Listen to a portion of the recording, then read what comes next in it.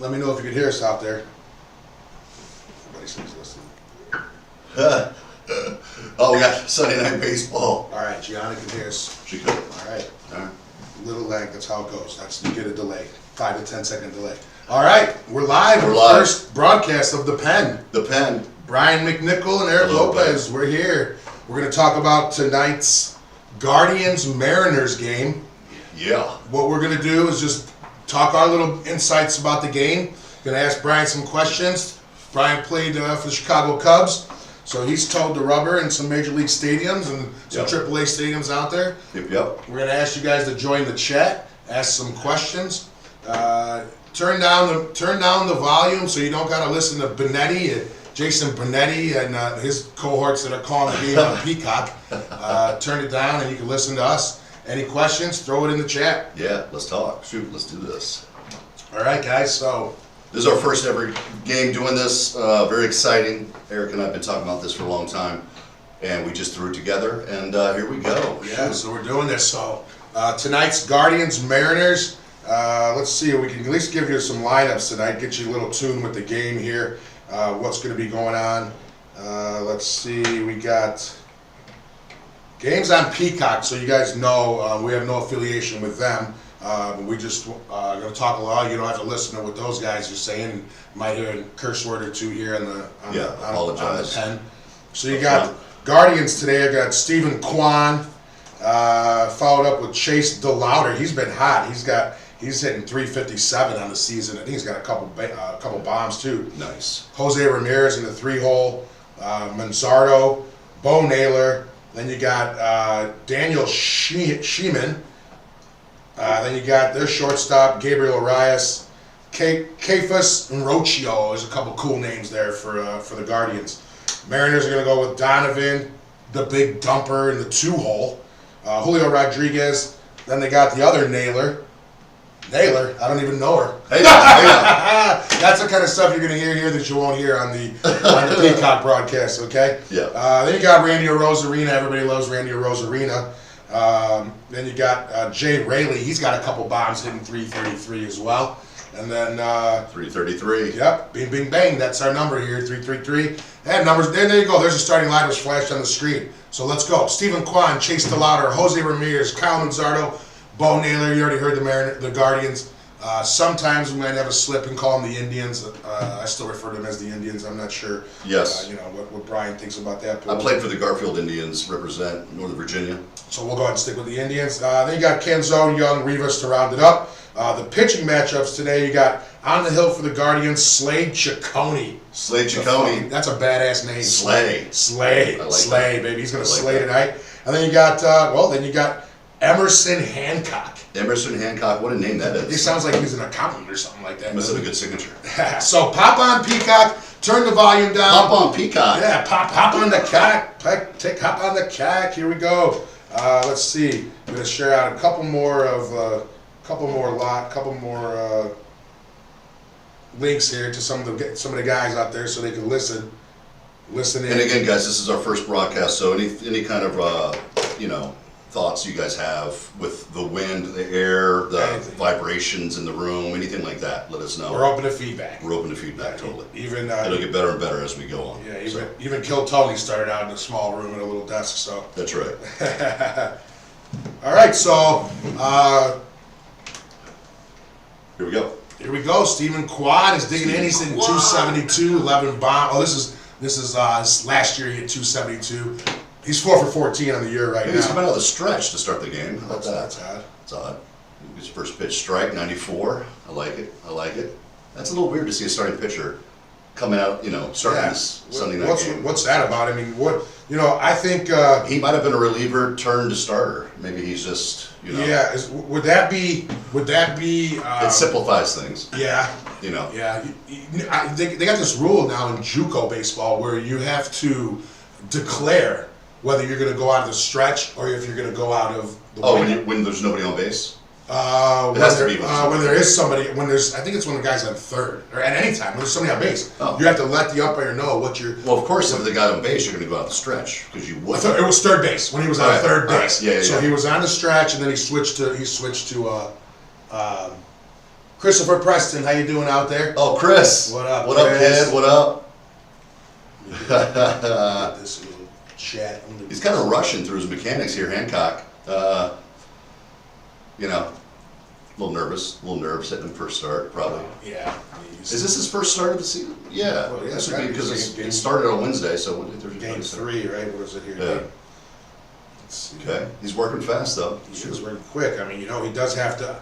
Well, let's get right into this, Brian. They do have the pitch clock. You never had to pitch with the pitch clock. Never had it. Of course. So, Thank goodness. what are your feelings about? Obviously, they want to speed the game up. Right. Right. Right. I mean, it probably hurts beer sales a little bit. A little bit, yeah. But Overall fan experience probably it's better, Much I guess. better, Covering yeah. first, little PFP action. little underhand flip. Little 3-to-1 underhand flip. That's the way you do it. Not everybody likes the underhand flip. Not everybody does like the underhand flip. I don't understand why, though. Everyone should really enjoy that because that's no how doubt. you do it. No doubt. Yeah, that's an inside joke. Yeah, that's we'll share that later Yeah, on. we'll We'll share share that later Yeah. on. So we got here. Let's give you a quick rundown here.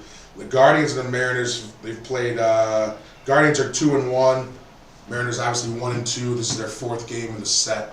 Sunday night baseball. Sunday here night on baseball. Peacock. 7:20 East Coast time, 4:20 our time.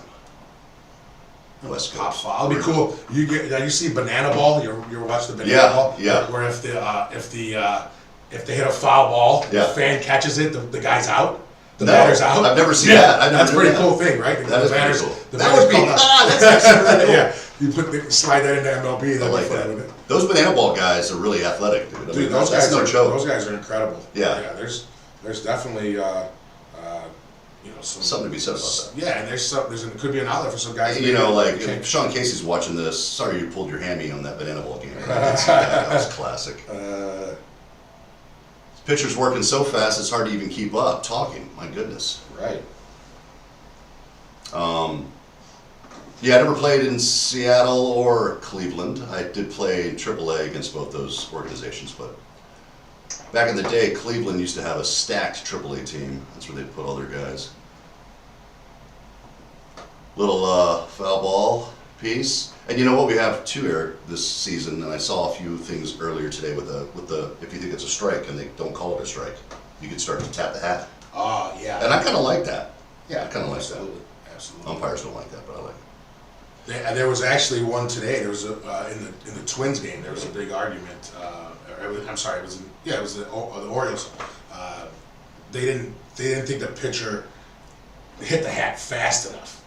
Right. So then the manager, Twins manager, actually ended up coming out and he got tossed because he was arguing about the fact that they were talking in the game that they thought that the catcher might have been the one to tap the hat, that he would do it right away. Okay. And he didn't do it, so there was kind of that delay from the pitcher. Then they went ahead and tapped his hat. So they said So either or can do it. Either or can do it. Oh, I didn't know that. Yeah, Okay. correct. Okay. Correct.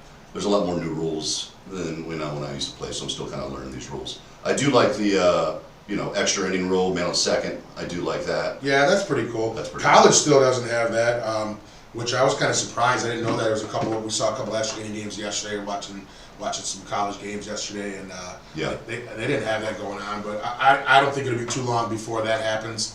Ooh. Just And if save the arms. If you say that's a strike, but it's not, then you lose that. How many attempts do You you get that? two to start out, Yeah. and you get two to start out, and then if you're right, then you save that. You get Jay Poss, shout out Jay Poss. We'll give you some shout outs on this show. Yeah, Give us some shout outs. Yeah, you can even text us. Like we said, this is our first go round, so you don't got to hit the chat. You can text us with any feedback, anything Jay you want. Poss says more cussing, but I don't think we're going to Yeah, get around quite yet. Yeah, we'll drop a fuck here and there. I think they say in the beginning, don't.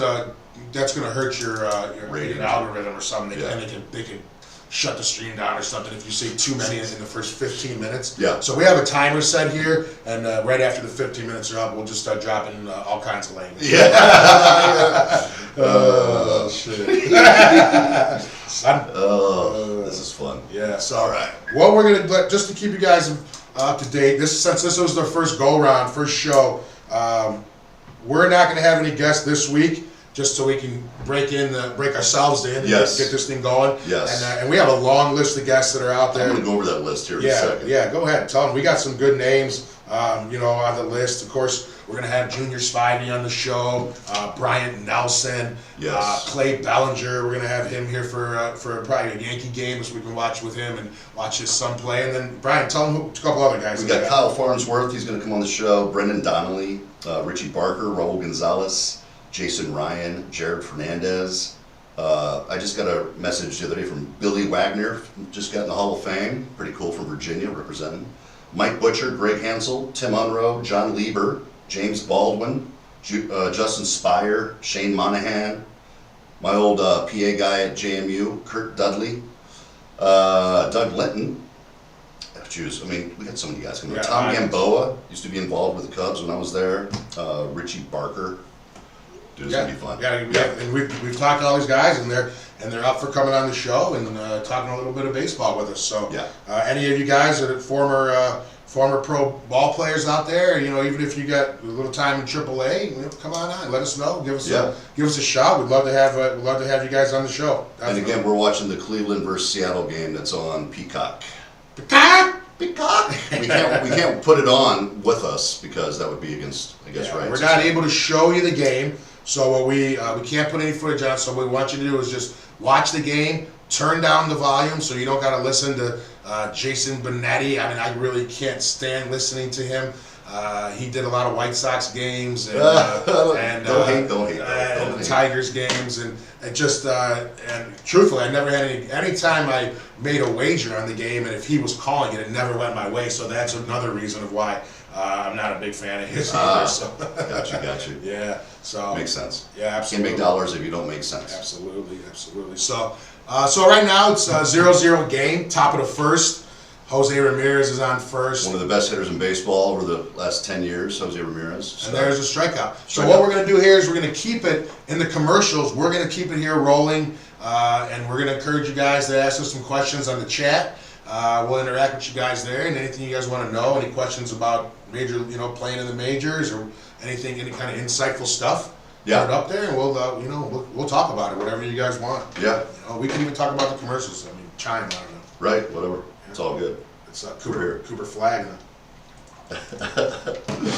Absolutely. Do we see the questions come on this? Yeah, they'll pop up here. The chat's rolling here, Okay. so anything that comes up. So far, we got Jennifer Nelson said she could hear us. Yeah, Jen, what's up, girl? Jen, shout out Jen. Yes. Scotty B, Scott Belcastro's out there. What's up, my guy? Shout out to him. Yeah. We got Chris. Of course, we already shouted out Christopher Preston. And then we got my guy, Big Dan Dog with the Los Banditos. He says, "Let's go Indians." We're gonna always call them the Indians, Dan Dog. Right? We're not gonna go Guardians. We're gonna go Indians. We even crossed it out on our paperwork here, and we got it as the Indians. The Indians. Yeah, here we go. No problem. Well, it's kind of funny that the Atlanta Braves are still the Atlanta Braves. Why isn't that different? That's true. It's going to be different. Why is that? Absolutely. That's a good question. Maybe because they're just brave. Yeah, I don't know. That's a guess. I don't know. Yeah, I guess that's, me personally, I guess what would relate to an Indian if they were called the Cleveland Mexicans? Right. I don't think it's offensive. I mean, it's pretty cool, I guess. Right. It'd be a weird name for a team. Well, like or the Cleveland Gerbils or the Cleveland Irish. But there is Notre Dame Fighting Irish. Irish. Why aren't they mad? Well, they're not. They're not mad at all, actually, Yeah. right? Yeah. Right, absolutely. So I don't know. So again, we're just here. You pop it out there. Benji and JR, what's going on, my guys? Shout out JR with the congrats. Did you post this on Facebook yet, though? This has been posted on Facebook. Okay. Shout out JR, big win yesterday for the Arizona Wildcats. Of course, my Fighting Illini, I got the win. Final Four, been waiting 21 years for that. Do you know what Illini means? I looked it up yesterday. I know. It means a group of people.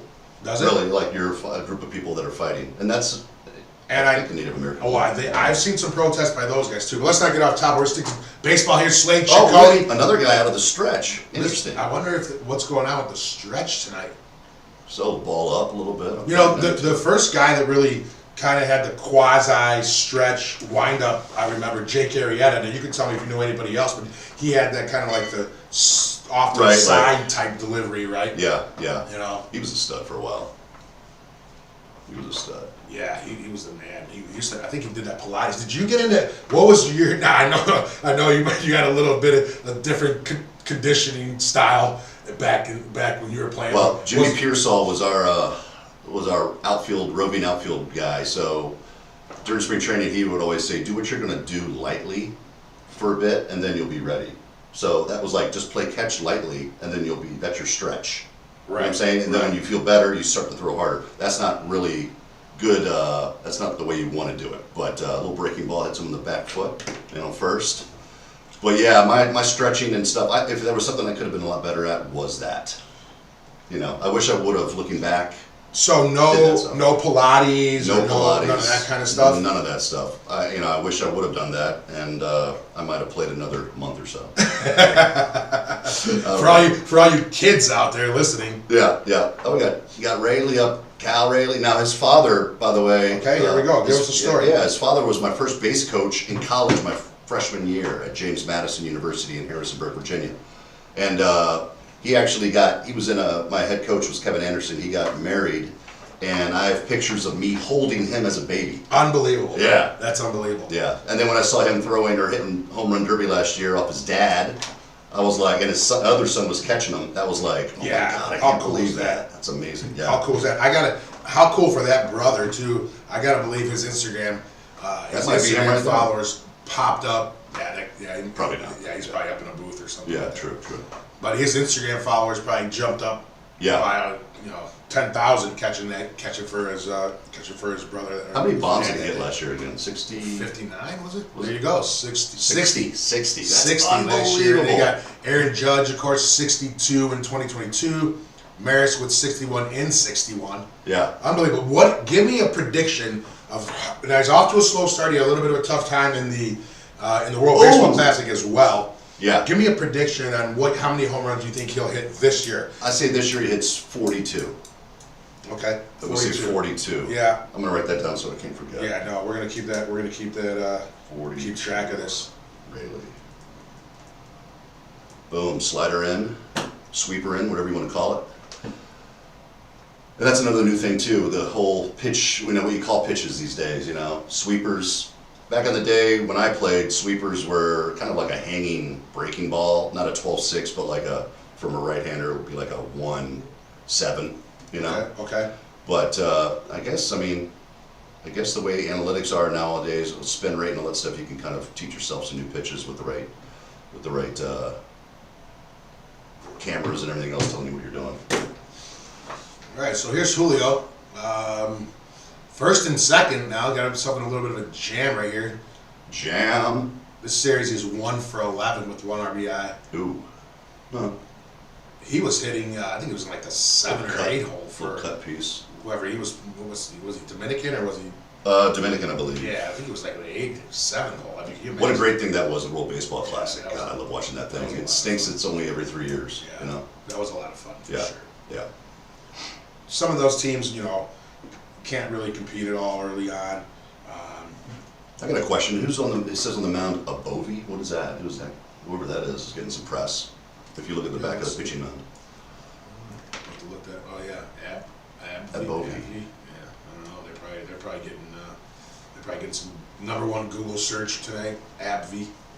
Unique, right here. Boom. Yeah, that's fun. All right, so. What we got here? 1-2 count. What's he going to throw him here, B? What do you think? 1 ball, 2 strikes. Well, he should throw him a strike. He doesn't want to walk the bases loaded, but he's ahead in the count. Fastball inside.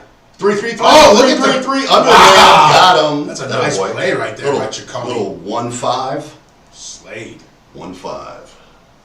All right. Keeps the double play in order. If you're scoring at home. If you're scoring at home, that's a 1-5. Underhand again. That's for all the. Now, yeah. That was a good pitch. Yeah, that was a great pitch. So you might have brought the bat there. That pitch made him swing and do a bad bunt. That's what that did. Right. Now he got 1 out, first and second. Looks like he's sitting about 97, I think, is what the fastball's coming in at. Yeah. 94 there, 4-seamer. Right down the middle. How many different, right, what are the variations? I mean, there's the 4-seamer, and then probably should have had a ball here, a 4-seamer and a 2-seamer, but Yeah. are you ever holding it is it that's just straight across the seams? Yeah, four-seamer's like shoot, let's see here. Four-seamer would be like on the seams, like this, right? And then a two-seamer would just be, your fingers are on two So seams. you don't have to go not across these here. You You go can, no, across you the can. wide You actually part? can. This would be a Would two-seamer. that- This is a two-seamer. Oh, okay. Because it's how this Oh, comes okay. out of your hand, right? Okay. And really what it has to do with is a lot of finger placement, like pressure points when you're letting go of the ball. Okay. If you're like a three-quarter guy, a two-seam fastball is going to dart more down and away. And then you want to throw a four-seamer to be able to control the inside of the plate because it's a straighter pitch. Typically, a guy gets a ground ball at short or third, he's going to want to feel the four seams because it's going to give him a harder, faster, straighter, accurate throw to first instead of one that's darting. I always thought a two-seamer meant you were going like that on the seams. It does, but that's, if you think about it, it's the same thing. This coming out of your hand is this. Right. A four-seamer is the four seams hitting the air. Okay. Right? Okay. And these are two seams hitting the air except for right here. You know? That's the kind of shit Benetti's not talking about. Okay? Yeah, That's what we're talking about here on the show, guys. Yeah. Let's see here, we got 12-6, Naylor. Now he's got a brother as well. What organization's he with? They're on playing each other today. That's amazing. Yeah, That's amazing. Absolutely. I mean, their parents are probably sitting in the stands with the Yeah, with half both jerseys. jersey on. Yeah. Yeah, Let's see if we can get a little Naylor information here. he's a good player, man. Yeah. He was with the D-backs last He year. was with the D-backs. Yeah. Actually, got a buddy who does some cooking with the D-backs, and he just Cooking? Yeah, he cooks for the team. Oh, Yeah, and he said that this guy, a real nice guy, the Naylor was a real good guy. And, yeah. when he got traded, he knew actually before he got traded, he knew he was going to be traded. And they had a long road trip coming up, but he knew that he was going to get traded during the road trip, and he broke him off a nice tip and everything before he left because he knew that he wouldn't be back. Nice. So, yeah, Nice. pretty neat. So it's good to hear.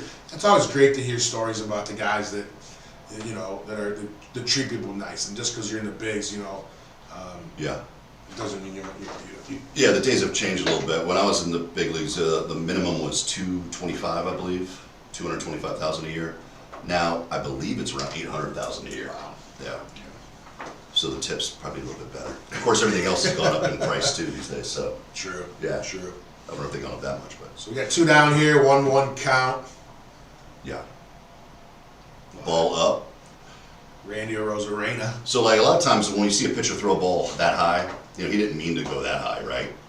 A lot of times you'll see him break off a little 12-6 on this because it comes out of the same arm slot. So you're always thinking about the next pitch as you throw the pitch. Boom. There we go, stay there. Do you feel like this is going really fast? This game? Yeah. It is going I fast. guess when you're talking about the game, it's different than just sitting there watching it.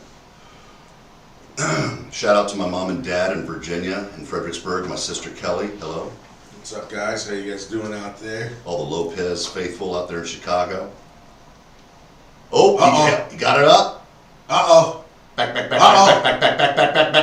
Oh, Hit it man. Yeah. Do you got any kind of, so when you would give up, sometimes it's hard to see the ball when it gets up in the air. What would be...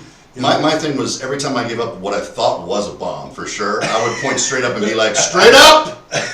And then I kind of look around, and then when it went out, I'd be like, that just made myself feel better about everything. Yeah. Kind of joke about it. But Like the wind caught it. And the just wind took caught it, like I had no idea. Yeah. I love that. Yeah. I love that. Yeah. Now we're in a little commercial break, Johnson. A little commercial piece showing Luca. This is fun, dude. All right. Eric Lopez and I, we met about, how many years ago was it? It's been 11. It's 11 years ago. We moved out here. Yeah. You were. We met in a teacher's workshop or something. Meet the teacher night. Meet the teacher night. Yeah, you were the first guy that I met when I moved out here. Yeah. Second, Brian Raffoni, we had actually met him ahead of time on that Next Door app, and then so it was the 2 Brians that we always would say which Brian, and then then of course our kids were in class together, and then hit it off right away and had a lot of fun together, and talked about doing something like this for a while, and finally put it into play. Did you ever use this equipment to do a podcast? We did. My brother, shout out Rodney Lopez, assistant coach at Youngstown State. Go Gwins. He came out here one time and we did a podcast with him and Jake McGrady, who played made it up to Double-A with the Angels. Nice. And we did a podcast. What's Jake doing now? Jake he's doing recruitment work and stuff. Cool. So Cool. Play a little softball with him as well. Nice. And so we did a podcast, and then at that time my brother was he was an assistant JUCO coach. Yep. And then he went on to be the head coach of the JUCO, Wabanzi, for about 5 years there. And then for the last 2 years now, he's been with Charles Sharpie in Youngstown State.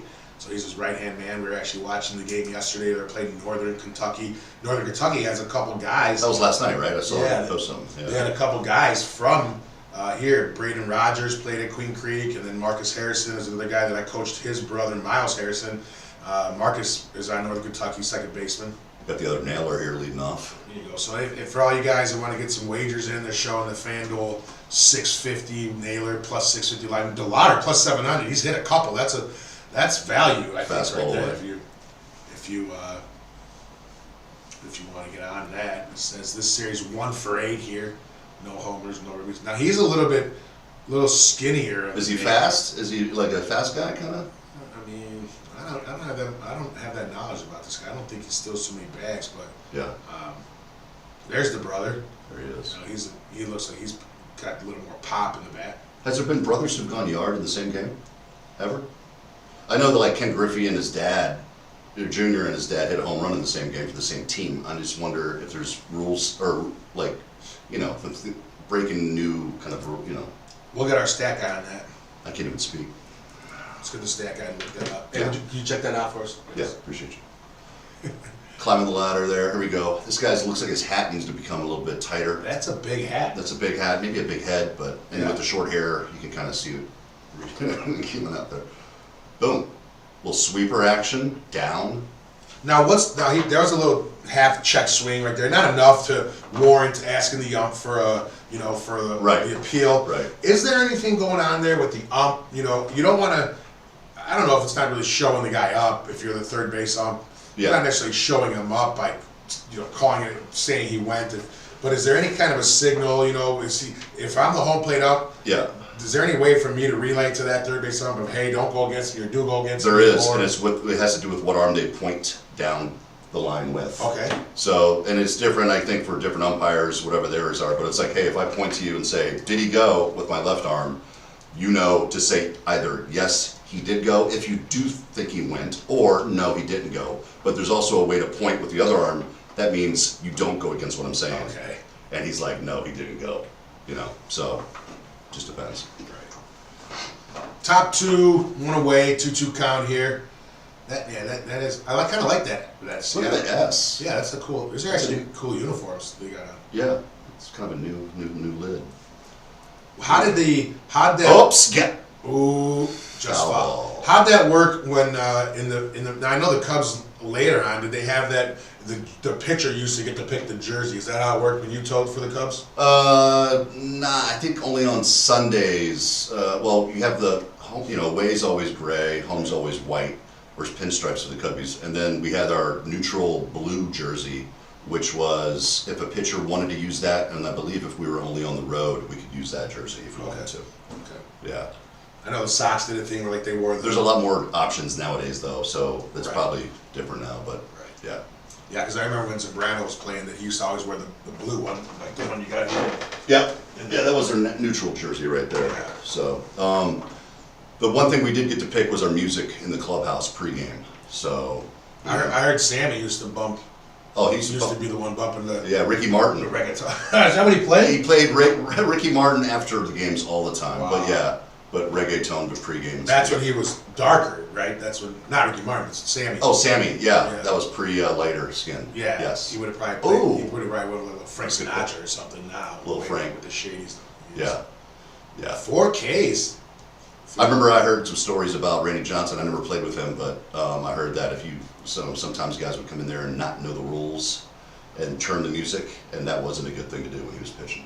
Like, he would get very upset at that. So, but yeah, Yeah. Yeah. I like all music myself. I don't think you want to ruffle Randy Johnson's feathers. The bird didn't. The bird definitely got his feathers, right? That's for sure. Oh, look at this guy. He's got the locks. Look at this. Beautiful. That is work put into that. Wow, blonde too. Blonde, yes. What if he's dyeing it then, or that's just his natural color? I think he's got to be dyeing it. That's gorgeous. It is gorgeous. You could do that with yours. You actually kind of look like him if you had your... Should I go for that look? Oh, look at this play. Oh, my. Nice play. Little 5-3 across the diamond. This game is flying. It's going to the bottom of the second. Yeah. 0-0. Anybody talking to us over here? Donovan, what do we got here? Christopher Preston. Later, guys. Got to head out. Until next time. Thanks, Chris. Thanks for joining us. Thanks. Yes. We'll be on next Sunday again. Yes. Are all the games at 4:20? I believe so. Yeah, that's going to be the typical time. It was an odd thing today. All the early games were pretty much on at the same time. Yeah. I guess to get it. I guess 4:20 is pretty early to be. Yeah, I mean, I guess it's on the West Coast time though. So. Yeah. Yeah. Little Patron action right there. There's a dead guy. Too much Patron. Little skeleton action. So yeah, we're gonna be here every week. We're gonna again, this is the first time we just started with this season. So yeah, we're gonna make some adjustments as we go. Try to make it better and better every show. Yeah. So we might even move to a different room. Yeah. We'll see.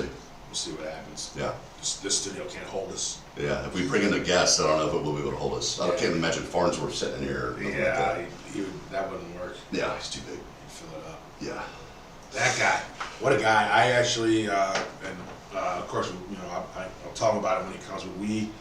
But I went down to Florida for the Cubs Marlins playoffs, and it was after a win, and we were on A1A, just hanging out. Detroit Avenue. Yeah, I was sitting outside. I think I was waiting for some buddies to come out of the bar or whatever. And, got to talking to this girl, and she's like, "Yeah, I'm just here with my buddy Kyle, my friend Kyle." And then we ended up going inside, and it was Kyle Farnsworth. Oh, really? Yeah, and nice. yeah, had a drink with him, and it was pretty cool. Yeah. I don't know if he was supposed to be out that late. It was kind of late, but they didn't. The next day was a night game. So how does that work? Is there curfews when you're on the road? Yeah. So I think some organizations have curfews, but you know what? I mean, at the end of the day, I think it's just if you're doing well, you're doing well. If you're not doing well, maybe there should be a curfew. You know what I'm saying? Yeah. So yeah, back when I was there with the Cubbies, there was no curfews. But when I was in AAA, I remember one time we were playing in Vegas, and Terry Kennedy was our manager, and I was pitching the next day, and it was about 3:30 in the morning, and I was gambling at a table a little bit.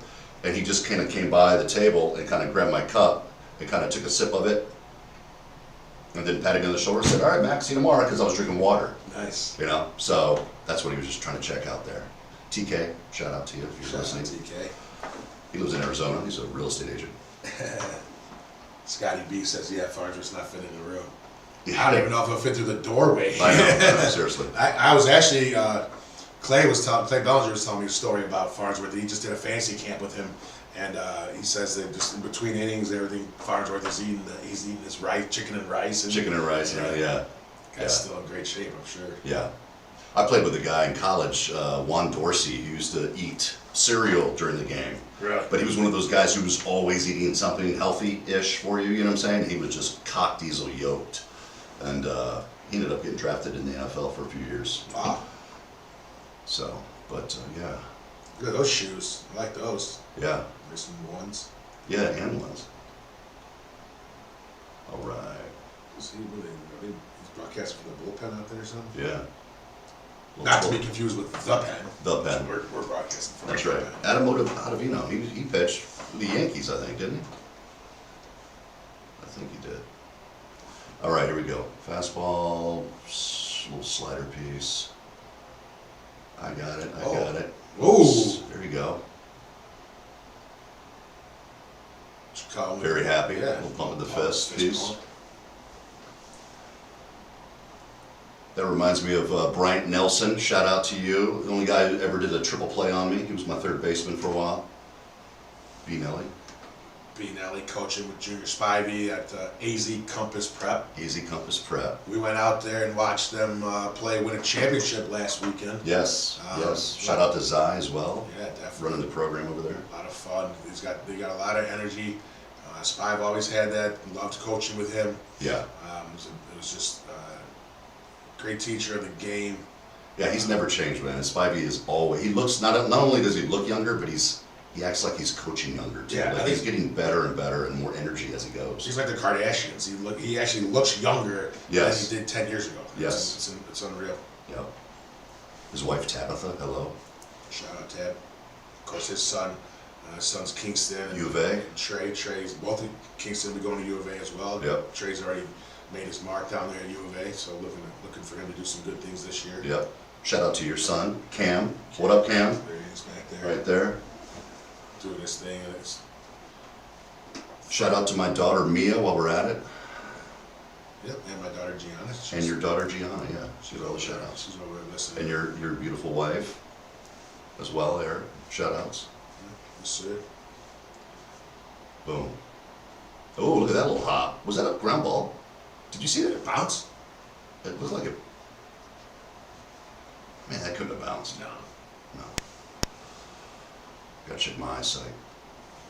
Who's that coach at first there? Looks like I know him.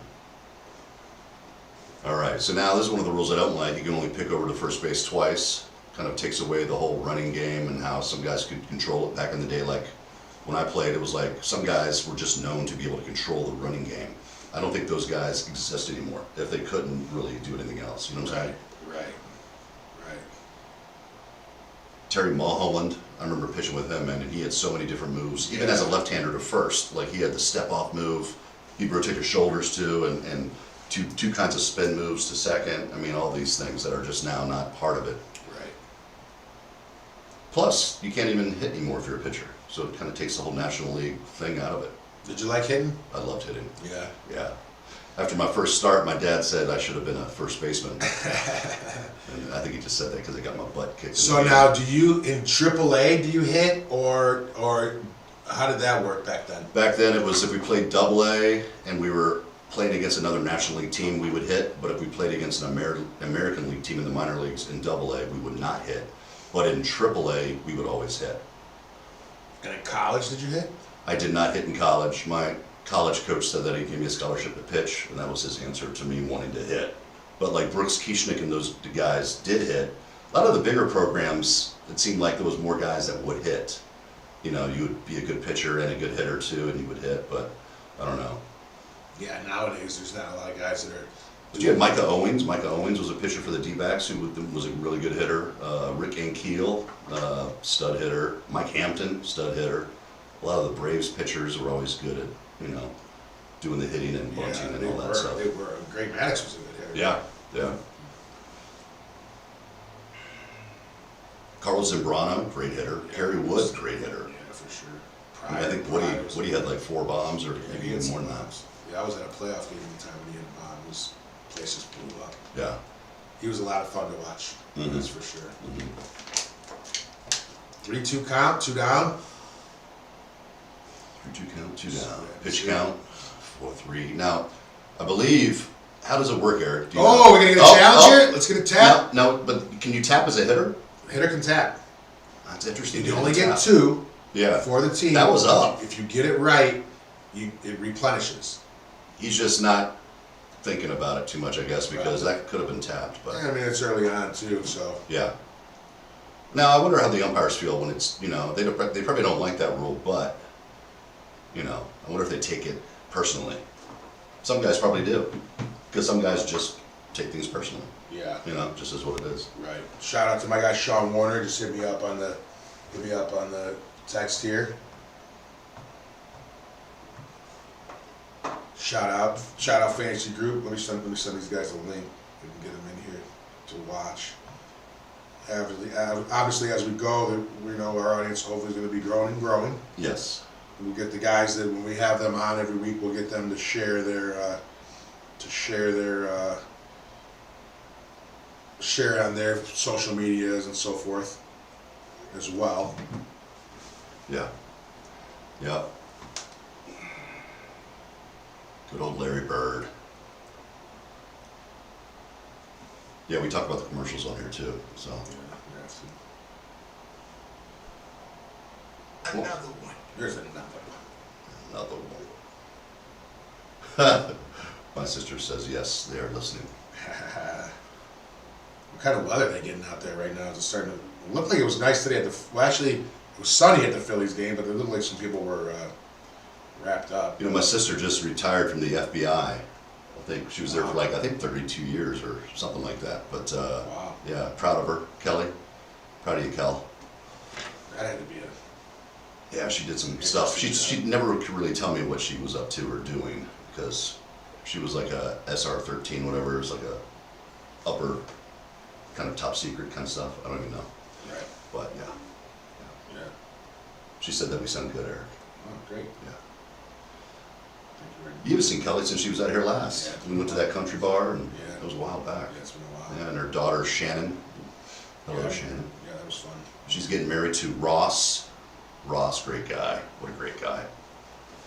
Ross. Happy for them. I think of Ross from Friends or Ross Perot as the. The two Rosses.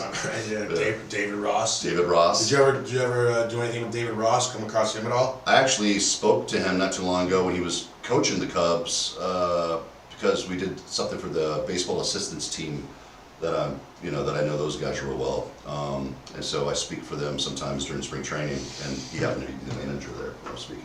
Oh, nice. Yeah, but I never knew him personally when I was playing. Fastball, up and in, strike one, top of the third. Chaffers looked like he was trying to go yard with that one. Yeah, he does. Let's see if we can find out about this guy. Fastball away. C.J. Chaffis. Let's talk a little bit about him. Look at that hat. It is a little bit large. See, I like the tight hat myself. Now, they check your gloves now, and Yeah. they don't check your hat. Do they? I think they. Well, I've seen I think guys they actually do. hand their hat over to. Yeah, I think they do, but they might not check everything all the time. I Yeah. mean, I think it's like a random kind of check. You don't know what they're going to check, but So- back in the day when I played, I remember Ben McDonald was a pitcher I used to watch when he was at LSU. Then he got drafted by the Orioles, and he used to have a long string on his glove, like hanging up from the pinky right here. Okay. And I remember I don't know if he did this, but I know when I played in high school, I would tie my glove and pull the string real hard, and I would put pine tar and stuff on the string, So, I was left. Because probably a little bit goes a long way. I would Yeah, imagine. yeah, and then when you're out there pitching, I would just act like I'm tightening my glove finger down, and that would give me a little bit of a tack on my fingers, Nice. little So secret. if a guy wanted to cheat now, Yeah. it's got to be pretty tough. Yeah. I mean, how could he get away with it? I mean, what would be a way? I wonder. Yeah, I don't know. What were some substances Yeah. that We would get we put would on shave the- our arms back in the day. We would shave our arms, and then you have to just explain to your mom and dad why you're doing that, stuff like that in the off season. But no joke, we would shave our arms and we'd get rubbing alcohol, rub it all over our arm, pitching arm, and then I'd get a rosin bag and dot it up, and then that would give me like a tacky kind of feel in my arm, and you'd see your body sweating profusely, except it would stop. It was almost like Rain-X for your arm. Okay. Yeah. So we would do that. When I played in Orlando in AA, I remember we'd go out there for a stretch, and you'd be sweating so bad you'd have to go change your uniform before the game started. So we'd have two unis and stuff like that. So just after stretching, it was so hot there. So, yeah. I mean, it's kind of fun. I mean, obviously, you don't want them putting substance in the ball, but I mean, the batters get to use gloves and pine tar. Right. You Exactly. know, and Exactly. the It's other not- thing, Yeah, that's not fair. the other thing is they're using a fresh ball almost every pitch, Correct. and it's like, isn't it hard to get a good? It is. You don't even have to get tack on the ball and Yeah, stuff. Yeah. And like Mississippi mud, what they rub the balls down with. That doesn't always make it not slippery, and especially when it's colder at the beginning of the season. When it's cold, at least in my experience playing at JMU, it would be cold and the ball would be so slick, and you couldn't sweat that much. You'd be licking your fingers and stuff. I think you're allowed to lick your fingers still, but now you can do it as long as you're not even on the hill. It just can't be on the rubber. And before you couldn't even be on. you couldn't the get on dirt, the hill right? before. Yeah, it was a big deal. Yeah. And I never was one to ever like try to scuff the ball. If a ball was hit foul and I saw like a little nick in it, you know, I wouldn't even know how to use that nick. But there are guys that do, Oh, yeah, you know. sure. So, but yeah, I think Greg Maddux back in the day could like see a scuff on the ball and know how to put his fingers compared to where that scuff is to make the ball move a certain way. There's a documentary, I don't know if you saw it or not, about Maddox, and it's incredible. Eddie, who was the catcher? Eddie Perez was his catcher. Yeah. And he would say that Maddox would, wherever he caught the ball that was thrown back to him, that signaled the pitch that he was going to throw next. Oh, So how if he caught it? If he caught it up here, he was going to come high. If he caught it down here, if he caught it out, like we had the whole. That's the way he let Eddie know. Oh, I got you. So how he got the ball back? How he caught it, wherever he caught it or whatever he did, Yeah. you know, he Yeah. was signaling what pitch he wanted to throw next. Right. So he was basically calling the game. Interesting. Yeah, it's unbelievable. It's a really, I mean, any baseball fan should definitely watch that documentary. Yeah. It's incredible. And of course, you know, we got to see Greg a lot with the Cubs, and then Yeah, he was first round pick by the Cubs. Yeah. You know? Little guy too. Yeah. Yeah. It's a nice pitch. He was a power pitcher though when he got drafted. You know, no joke. He could hit spots, that's for sure. Yeah. What we got here? One moon count. Looks like it's a little cold. Though. It's maybe raining a little bit there. You know what team I miss is the Expos. I just love their unis back in the day. Yeah, they used to. Most people, I was just thinking of Randy Johnson because when you see Seattle, a lot of guys think Randy Johnson, but he was an Expo first. Right. That team was stacked that they had. Yeah, Larry Walker and Pedro Martinez. Then they become the Nationals, right? That's where the Expos are now, the Nationals. Yeah. I got it. You see that pitcher? He just stood right there on the mound. He made sure he stayed out of the way. Now, when you play adult league baseball, that's the guy catching that ball. Because honestly, I mean, pitchers are good athletes, but they're told to not be involved in that stuff. But unless you're in the adult leagues, then you should be involved in that stuff. And that's just you just figure you want the fielder making that play because he's got a better chance of catching that ball, I guess. I guess. I don't really know why, but It's something that doesn't really, you know, like watching high school games or watching even JUCO games. The pitcher's taking that ball. He's not really giving way to. yeah, I mean, I always ran after it, and if I was called off, I'd peel off. But I just would not attempt it. You know what I'm saying? Right. But I think if there's too many hands in the pot, it just keeps it simple. I mean, those guys should be able to get to where you're at as a pitcher for a fly ball. I guess it makes sense. Right. Well, Rapitha might get a side effect: runny nose, sore throat, common cold symptoms, flu, symptoms, back pain, high blood sugar, redness. I don't know what it's solving. It's probably solving all those things too, supposedly, but it also can cause all those things. Yeah. Yeah. Oh, yeah. Those commercials, look at. Yeah, she must have taken it. Yeah. Itch. Yeah. Itch really fast. Right. Wow, a lot of stuff. Movio, Rapiva. It's amazing how many drugs are out there these days for anything. And then there's drugs for the side effects of drugs. Of the drug. What a great thing to get involved in there, you know? Yeah. How do you feel when you take this? I don't feel good. Okay, let's make something for that now. Followed up with this one. Oh man. Let's see.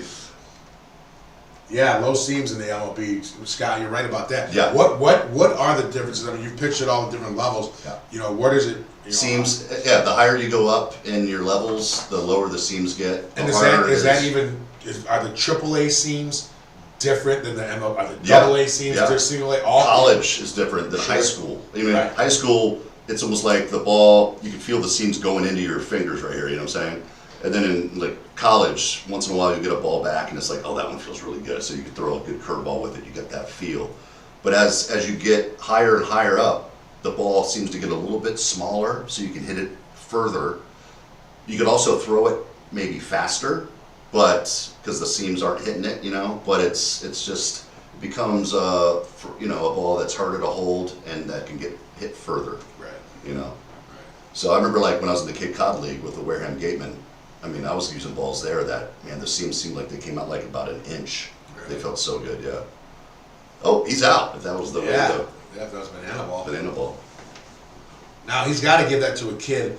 Is what they're getting. There's no kids around. I don't see any. But Right. in my opinion, I want my kid to get his own foul ball. I don't want a stranger handing my kid a ball. It's like a participation trophy. Yeah. Yeah. I mean, it's like Yeah. Get your own ball, kid. Yeah, but what they always say though too, you go to a baseball game, it makes you feel like a kid again. It does. Maybe man. that's why he didn't give up to anybody. He just feels like a kid right. again. I mean, Yeah. and if you think about it, I've been to a lot of major league games, and I've only got one foul ball. Really? Ever. I've had some, thrown to me by guys, and Right. got a bunch in batting practice, Right. and stuff like that. But an actual in-game foul ball, I was in Milwaukee watching a Cubs game, and that's the only time I ever got a foul ball. And I mean, that's a lot of baseball games. So, there's probably a lot of guys who've been to many games and have never gotten a foul ball. Right. And then you put them on the spot to have to give that to a child. Right. Yeah. It's tough for me to have to say. I mean, you don't want to steal it from the kid, but Cal. Oh. That was a good pitch right there to hit. Here we go, kid. yeah. So let's see if Cal can do something here. I just had a memory come back. When I was pitching back in AAA once, my dad and my mom were there visiting in Des Moines, Iowa, and they were doing the twist. So it was like the 7th inning, and there was like, hey, Jonna and David McNichol are going to be doing the twist. And my dad, I looked up, so I'm like warming up, and I'm looking right above the catcher's head, and he's like, da da da da da da da da, and he ended up falling down between, like, when you step on a chair and it folded back up. Yeah. He fell down on his ribs, and they had to take him to the training room. So after the game was over, I was getting ice laying on the table, and my dad getting treatment on his ribs. David Alexander. Oh my God. Yes. He's always good for some of those stories, man. Yeah. That's for sure. Of course, his the claim to fame for him was the bailiff. He was the bailiff of the John Bobbitt trial. It's amazing. My mother also worked at Northern Virginia Community College, and she was in like an administration or something like that. And I think Lorena Bobbitt came in there when she was there working to sign up for like an English course because she was going to write a book or something like that. Yeah. So. Jeez. Yeah. Yeah. Shout out to Bobbitt. John. Not to be confused with Peacock. Hey now. Yeah. Big 2-2 here to Cal. 2-2 count. Let's see him get into one here. Fuck it. See if we can cuss there. You said you're not gonna hear it, Eddie. My parents don't like cussing. All right, Very we'll easily. say But, well, no, it's okay. Sorry about that, David John. Well, you got to be who we are. That was a show. I was just Yeah. shouting it out for the guys who want to hear that. Yeah. Looks empty there tonight. It does. It does. Maybe the early start. Yeah. It's a late start, I guess, for Sunday. Oh, okay, come set. No lead at first. No lead at first. Up. Can he, Up. ooh, he Underhand. He almost lost his footing on that play right there. You did. That was a tweener for sure. Yeah. That's a big boy pitching here. He's a big dude. Now that's a good job of. I guess the pitcher here is going for the ball. Yeah, he's going after it. Yeah, and So he good job. recognized. Yeah, he did a Yeah. good job there. Yeah, good That's job. tough play because you got to reach back. Yeah, you can pull something. A little PFP action. Yeah, that's Pitcher's good. fielding practice. That was for a all good those job that of don't him. know. Yeah, of him not just staying home. Right. God, look at those eyes, Julio. I think Yeah, he Julio. was just looking at my Julio's. soul. Yeah. Boom! Oh. Now, in mid-season, that might be a home run. A pitch like that. But he's looking into your soul. Did you ever get into any brawls on the diamond? Yeah, a couple times. Well, I got into one brawl, and that was quite the experience. I think my mom and dad were listening to the game. Back in the day, used to listen to the games on the radio. I used to love that. Yeah, and what it was we had and this was in the minor leagues. We had Ricky Freeman was hitting, got him, too high again. Wow. Kind of like wow. Bob Uecker, Cleveland, too high. Too high. Wow. But yeah, we had a gentleman who was hitting for us who, in the pitcher, it was like 7-0 or something in the 7th inning. I was dealing, and the other pitcher had just given up a lot of runs quickly, so he was still in the game, and he hadn't thrown a pitch inside hardly at all. The last time up, Ricky Freeman had to hit a home run, and this time up, he gets hit right like in the ear hole. Ooh. And I remember sitting in the dugout just like, it was like kind of shocking. And I was like, holy man, I looked down at the end of the dugout, and our manager was kind of just looking at me like this. So I was like, I think that means go out and get someone, you know what I'm saying? Yeah. So I said to myself, no matter who's up, I'm going after this guy. First pitch, I'm going to hit him. And, you know, I was excited for it, actually. But then I come to find out, now batting Miguel Ojeda. And this guy was like 6'4", 260 pounds. He was their catcher. And, you know, I think he was kind of expecting it too. And I threw it in there, and he just comes at me, and I was so nervous. Like, this guy's huge, and he's coming at me, and we kind of like spun off each other, like Rocky Ford it, you know, bing. Yeah. We roll down, police are involved. I mean, it was a melee. Really? And yeah, it was like we had to get walked off the field. I mean, it was major. So fast forward to the next, or a couple years later, I play in Mexico for the Venados in the off season. And I walk into the clubhouse, and I see a locker that says Ojeda with a C beside it, catcher. And I was like, wow, man, no way that's Miguel Ojeda. And it was. And he was sitting there, and he goes, "Hey, Mac, you remember me?" And, you know, unfortunately, when that happened and he charged me, he got suspended. And that was like the third strike against him, because he had missed curfew or something a few times, and the organization was like, you know, he didn't get to play in the States anymore. So he became playing summer ball in Mexico and winter ball. Great catcher, great guy. And he told me, he was just messing with me. He was like, "Hey, every time that you come into the game and you pitch, you got to give me a kiss on my cheek after every outing." So, dude, I was like, "Hey, whatever, dude, whatever." So I did it, and we ended up going to the Caribbean Series, winning the whole thing, and it was an awesome experience. And he was my catcher, so it was pretty cool to see him again and be able to apologize. I told him, I was like, I didn't mean to hit you. You just happened to be the first guy up that next inning. Right. And we had like five guys suspended and everything in that game. Wow. From that fight. Bo Porter in center field was there. How was that playing in the Caribbean? So where did you play? Where were those games at? How's that atmosphere? Oh. You see how the way the Dominican guys play. Yeah. Well, the first I ever played was in the Dominican. Sandy Alomar Sr., rest in peace. He was our third base coach when I was in extended spring training my first year when I got drafted. And then he said, "Hey, Mac, would you like to play winter ball ever? If you do, let me know. I can get you involved." So he kind of gave me the thought of, yeah, that would be fun to do. So he got me involved with somebody who got me to the Dominican Republic, and I played for the Aguilas in Santiago. And we had a squad on that team, and it was like the best experience. And this is the first year after I was in the big leagues. So it was 1999, or it was 2000. So I pitched there for like 3 years, 2000, 2004, 2002, I think, too. And then I pitched for Venezuela for the Tigres de Aragua, and Miguel Cabrera was our third baseman. Nice. Buddy Bailey was our manager, and then the Venados in Mazatlan in 2004. And all of those experiences were some of the best, I would say, other than playing in the big leagues, but Sure. it was just as good almost as playing in the big leagues for me, because with the Aguilas, our shortstop was Miguel Tejada. We had Tony Batista at third. We had Raul Mondesi in right. We had Luis Polonia in center. Alberto Castillo catching. Bartola Colon was our number one pitcher. Julian Tavares was our number two pitcher. Like, studs. And you would play like on a high school field. Sometimes the fields had no grass in them. It was all dirt. And sold out every game. You had cheerleaders on the dugouts. The best. Yeah. I tell anybody who has opportunity to play baseball out of college, go to play winter ball. It is the closest thing to the big leagues that you'll ever experience. And probably now that you've seen the World Baseball Classic, you understand why. Right. With the love they have for the country and the field and the game and all that stuff. Right. Absolutely. Yeah.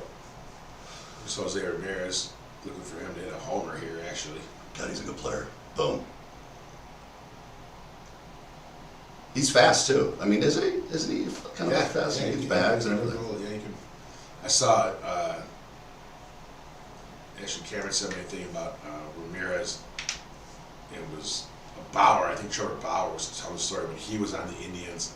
Ramirez was hitting like $180, and it's already kind of late in the season, or whatever. You know, not late in the season, but it wasn't like week one or anything. It's and he shows his average on the screen, and he says Ramirez just looks up at it and says, "You see that? My average is 180," and he just starts busting up laughing, and he's just like, laughing at the fact that he's only hitting 180, and then after that he just went on a tear. Right. Yeah. That's a little too seamage. Yeah, look at that. They just now.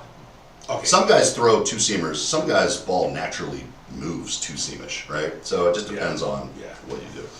Does the ball rise? I think that's physically impossible for that to happen, but it might look like It sure looks like it. It might. That did look like it. It depends on your arm angle and everything else. But I mean, I was taught as a kid that's physically impossible to do. But yet, when you get behind a ball and you're throwing it really good, like Nolan Ryan back in the day, when you get that, even being on top, it feels like it rises when you get that spin going, right? Ooh, man, that was nasty right there. Sweeper. Little sweeper piece. Eric, let's talk about your bowling. I've been watching that bowling show on HBO. Born to Bowl. It's actually very fun to watch. You've rolled a couple 300 games? I have won 300 One? sanctioned, one in practice, Yeah. 299. Yeah. Yeah, bowled in college. I really enjoyed bowling, man. Like, we gotta get back out there and do this. Yeah, that was fun. Yeah. Watching the guys now, they hold the ball like this with a hand on it. Yeah, I mean, I don't like that. You know, I'm not big on that. Yeah. Well, you're not gonna like watching me bowl then, because I'm gonna start doing that.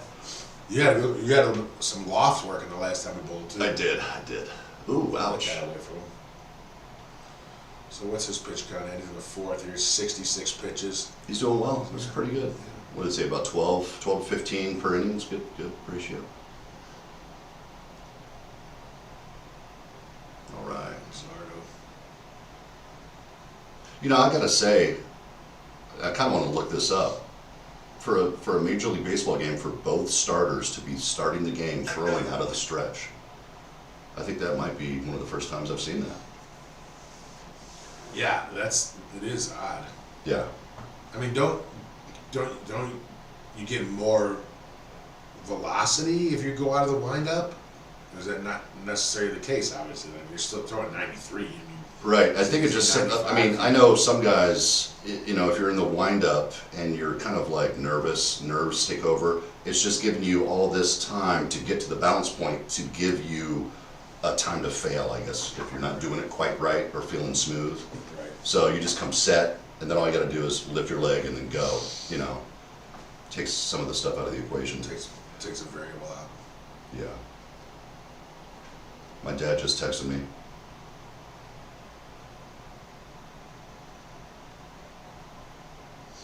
We got a question. Dad, that's the fight. That's the fight I was talking about. That was actually in Double A when that happened. West End. We got a question here. Timmy asked who won. He said you had a stacked lineup. You said you won that series. And then Scotty B said, the MLB owns your contract, or how's that work playing in other countries, and especially if there's possible injuries? Yeah. Myself, it was looked at as good. Like I was going from a starter to the bullpen, to see it. I never really pitched that much out of the pen. I didn't pitch out of the pen at all until I was in the big leagues. So I started 2 games and I came out of the pen a few games. So they thought, you know what, send him to the Dominican and he can get some really good work facing a lot of studs out there, out of the pen. And as a free agent, that's when I went. I was a free agent, so it was a good time for scouts to come out and watch me doing that against good players. So that was my experience with that. What was the other question? If you were to get injured, then what would be the scenarios if the club's not? A lot of times you'll see guys who are free agents out there doing it because it's not quite. I think if you're a stud pitcher with a big contract already, and you're not like a free agent, then you don't see as many as those guys out there pitching baseball. Yeah, So that makes sense. Yeah. Absolutely. But there have been some guys who've gone out there right before the season starts. At least all the Latinos, it starts off like in October, and that's when I went for the whole thing. But a lot of guys who are the stud players, they won't come and start throwing, and they're doing it kind of as a get me going before spring training.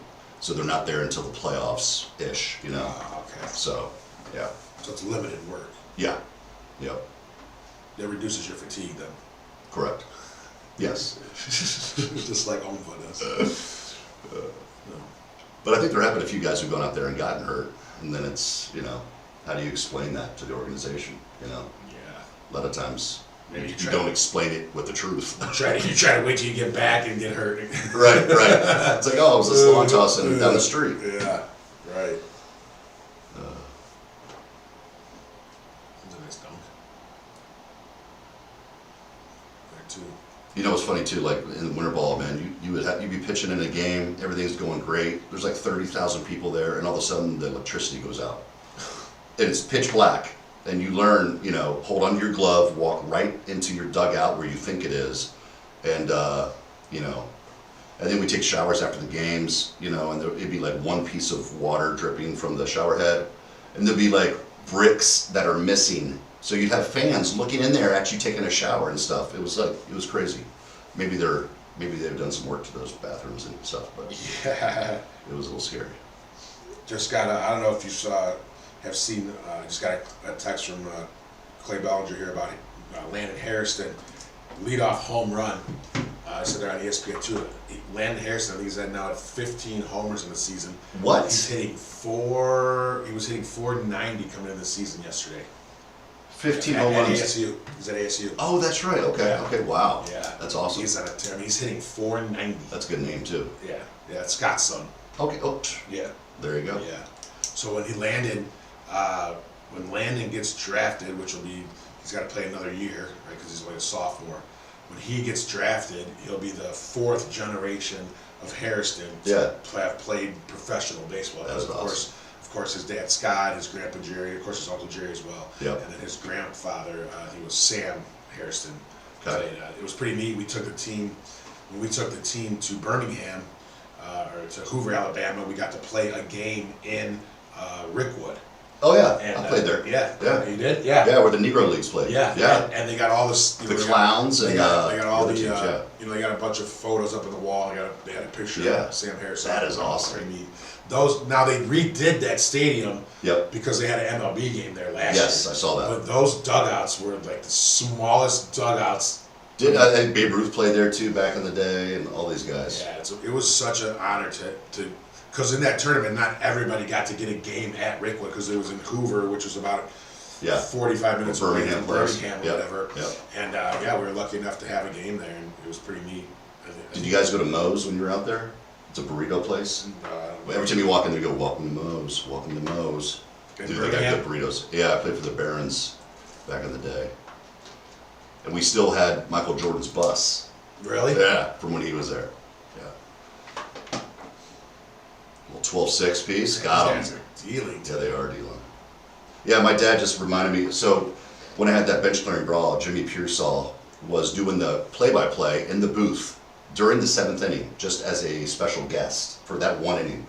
And I didn't really think about that or know that at the time. I knew he was in town watching some of our outfielder prospects. Corey Patterson, I think, was on our team at that time. I loved Corey Patterson. He was Yeah. good for a little bit. And Pearsall was on the radio, so my dad's listening to the game, hears, oh my God, and Miguel Ojeda's charging the mound.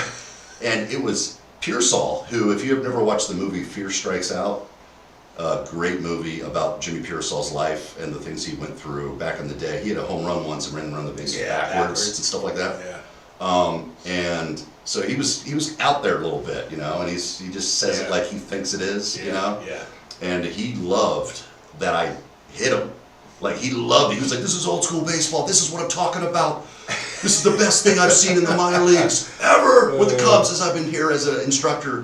Like, so I felt like, kind of like good. Right. When I saw Pearsall later on. Oh, drops the ball. It must have been the lights. That had to be in the lights or something. I mean. Or he slid and stopped. I don't even think he needed to slide for that. Even there, they're saying he slid a little early there, but. He's like, maybe I'm stuck. Did he overrun it? So he's like, why did he? No, he couldn't see it. I think it was in the must lights. have. Huh. Weird. They had him played the pool too. He was way over. Yeah. He went a long way there. Wow. So the pitch clock starts right away when the play. Like, when does the pitch clock start? It's got to be once he. I mean, they should have it. They should have one back there. You can kind of. I think it might be right when he catches the ball. And the hitter has to address the pitcher at 6 seconds. I think that's what I've been told.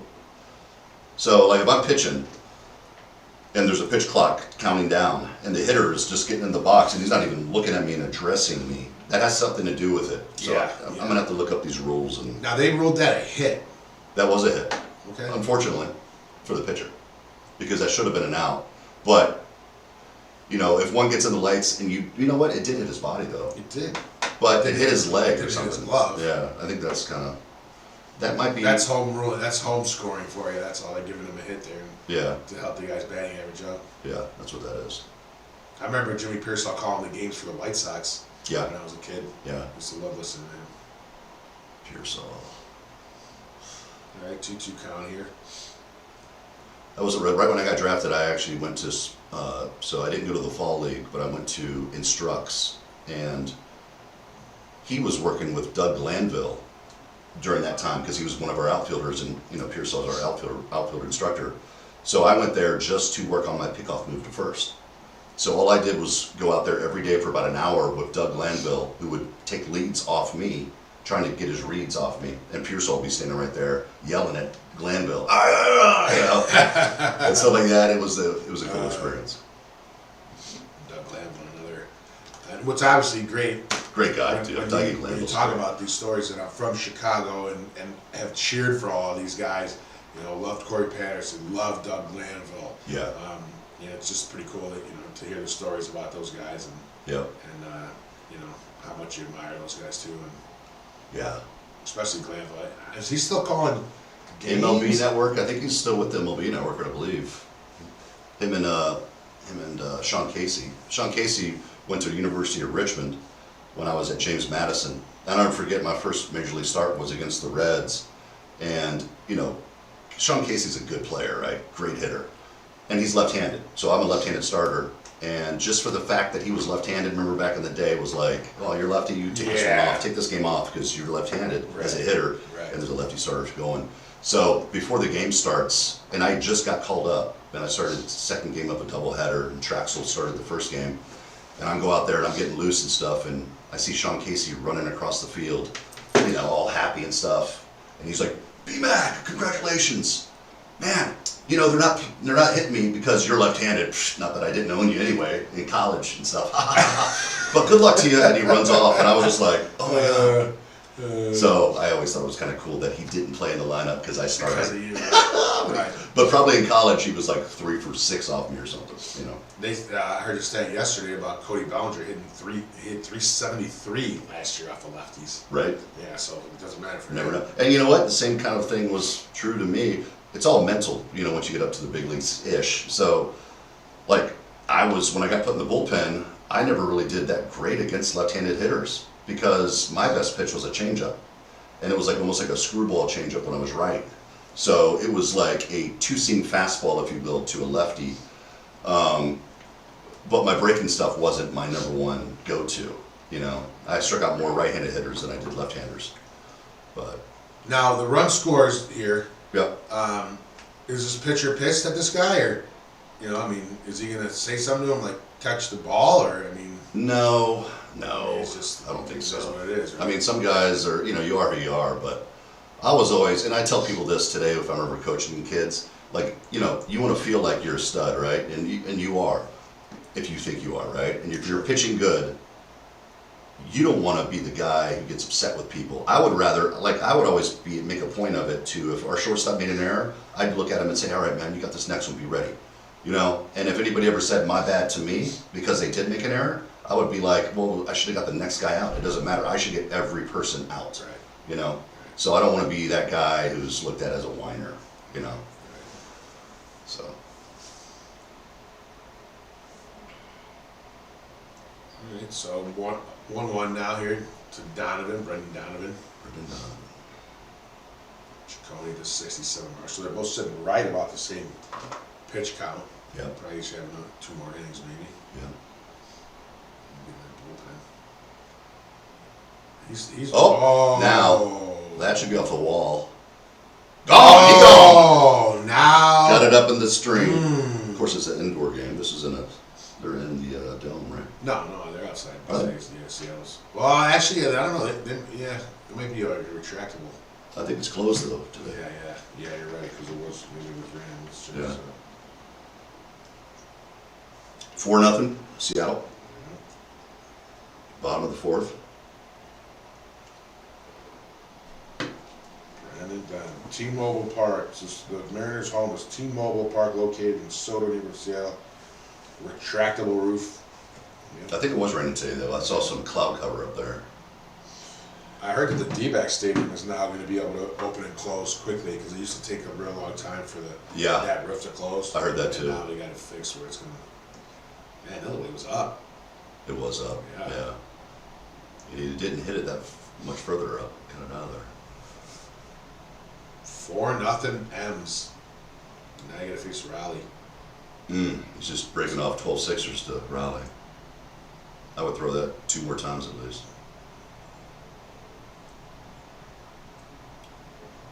Mariners can hit the wall. Oh, that's sure. Here we go, a little Nintendo shout out on the sleeve. Yep, 12-6, got him. There it is. Called that pitch. If it ain't broke, don't fix it. Who, obviously, so the catchers in the major leagues, the catchers are calling the pitches. Yeah. If there's, will the manager, if he wants something, relay it to him in any sort of a way? Yeah, I mean, probably like in Major League, you know. What was that? What was the catcher's name in Major League? Kip! And you'd be like this. Yeah, Park, something like that. Yeah. But if you, I mean, in college, my experience in college was the coach called it, you know.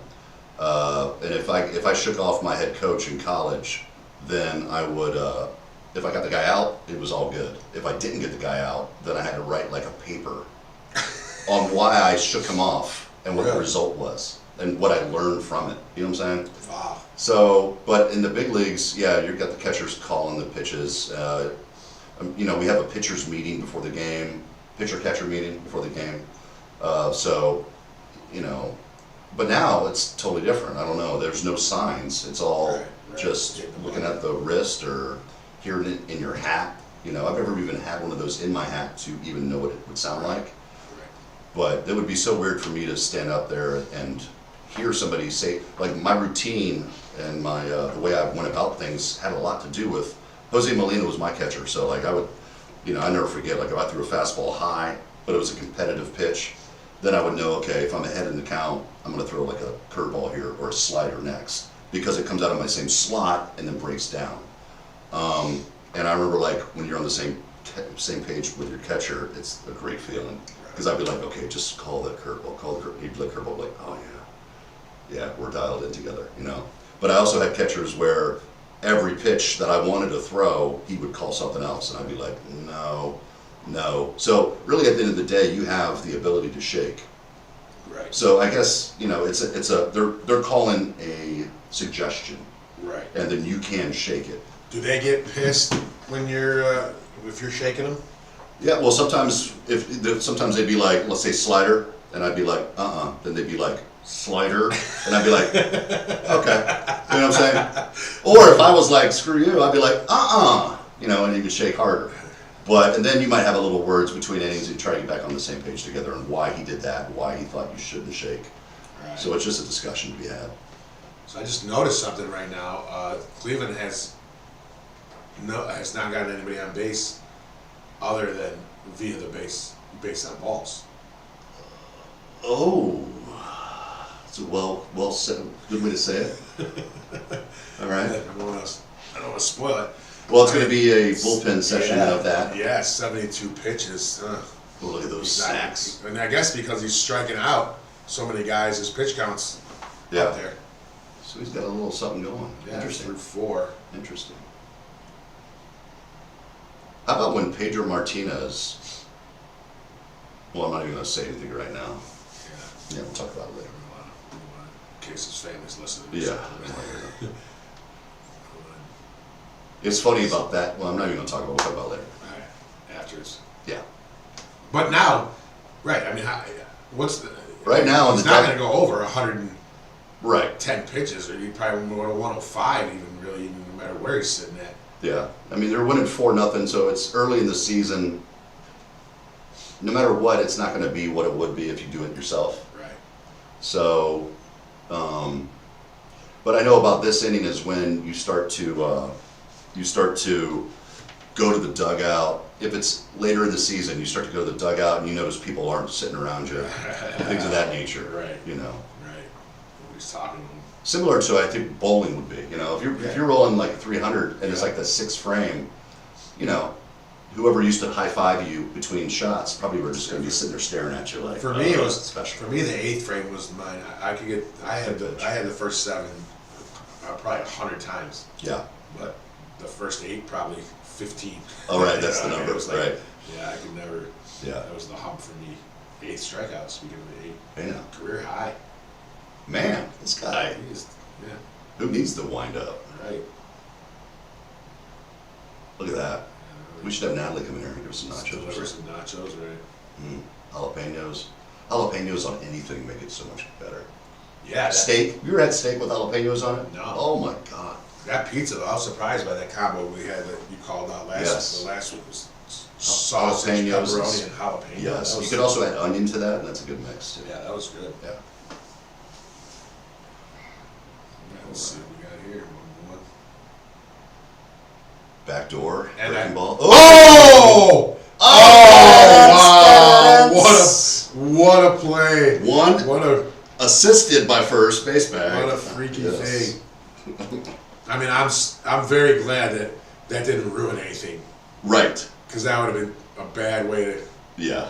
Yeah. Now, if that's the 8 hitter, let's see.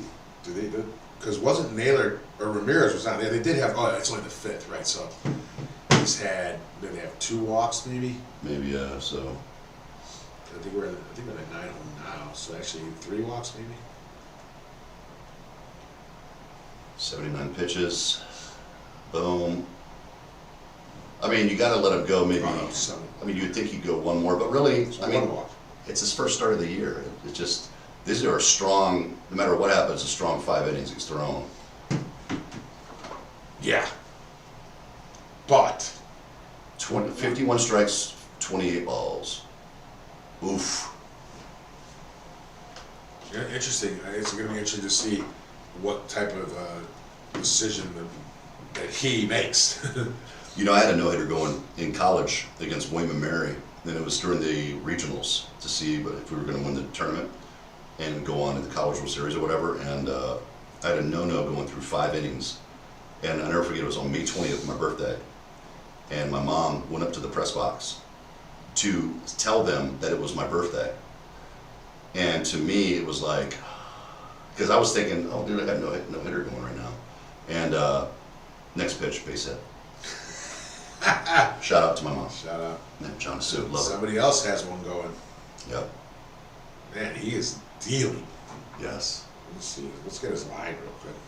Yeah, he's Just dealing. to see everything. Pedro Martinez had a no-hitter through 9 innings. They went into extra innings, and he gave up a hit in the extra inning, and that took away the no-hitter. Isn't that crazy to go 9, Right.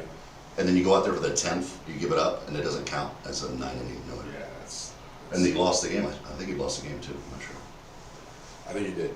Yeah. Let's see. So he is right now 1 walk, 9 Ks through 5. Wow. That's a good first start. He's man. thrown 83 pitches. 54 of them are for strikes. I've known a lot of guys who've gotten called up, and of course this is his first start. He made the team out of spring training and all that stuff. But I've known a lot of guys who had good stuff and that were great pitchers, and then that first start for them, they didn't do well. And mentally, they never were the same people ever again. Like, I can only imagine a guy who's young and kind of like, you know what, I made the team, I'm the 5th guy on the, the number 5 starter. What this can do for your whole career. Just that mental strength you get from it. Propel him to. Yeah.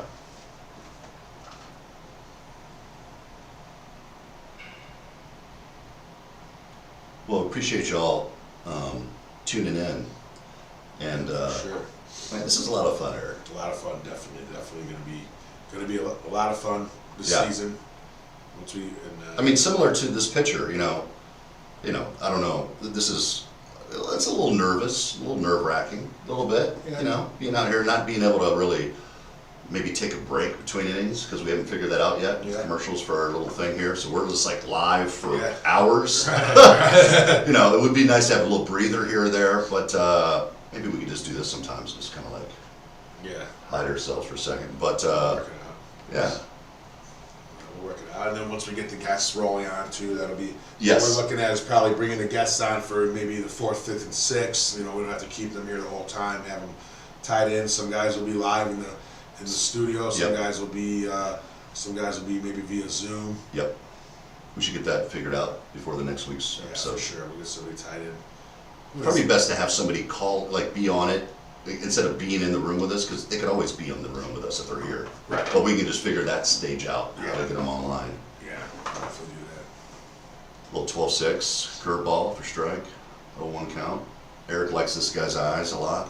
He loses himself in his eyes. There gotta be context, I think. No, I don't think so. Yeah. He's got like one eye, it's like Max Scherzer's eye. Yeah. The other one is, both of them are like that one eye that Max has. This guy's only like 22 years old or 23, and he's been in the big leagues for like 3 or 4 years already.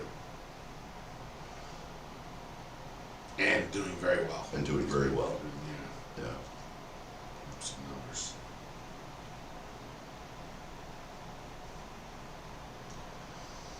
Let's see what happens here. 2-1. Jaconi's still in there, 77 pitches. They did show their bullpen earlier. The guys were getting starting to get not loose, but they were just doing some getting warm. I say, and Yeah. that's getting loose now. They throwing any pitches. They were just kind of Stretching. ready, stretching it out. How far? So if you're coming out of the pen, how much time do you need to get ready? You know, Yep. or what's ideal? It just depends on everybody. Everybody's different, but you know, there's some guys, like when I first got put in the bullpen, I remember like getting on the mound and pitching and, you know, give me a couple more pitches, yada yada. But then eventually you just learn to get loose. And that just meant for me, like I'd be on the back of the mound, stepping up the mound before you get to the rubber. And I would tell people I'm ready right now, because I knew I had a few pitches when I went into the game. Right. You know, so, and it also depends on the weather, what time of the season it is. You know, how much you've been lifting, are you stiff, you know, all that comes into effect. But typically, you know, you play catch, you throw a few balls, you get on the mound, you throw about 2 to 3 pitches each. You should be ready in about 10 pitches, you know, in the bullpen, I would think. And were you doing stuff like Oh, yeah. these guys where they're getting just In between innings, like from the first, Lina. Yeah, like I used to have that weighted ball, and I'd just hold it in my hand, and I'd be, you know, split my fingers like this and stuff like that. I do some Job's work. They have bands out there, like those elastic bands where you're doing some stuff, always keeping your blood flowing through your body and stuff like that. Some bullpens have like an exercise bike back there too. You can get on the bike real fast, get your lower half going. So, but you want to be ready at all times. What about between innings? You know, you're just sitting on the bench, right? And are you going maybe in the clubhouse in some cases and Yeah. same thing, hitting a bike or something like that? Yep. Depends on the stadium and what they have available. You know, when I was at Wrigley, you know, we had the left field line was our bullpen, which is different now, right?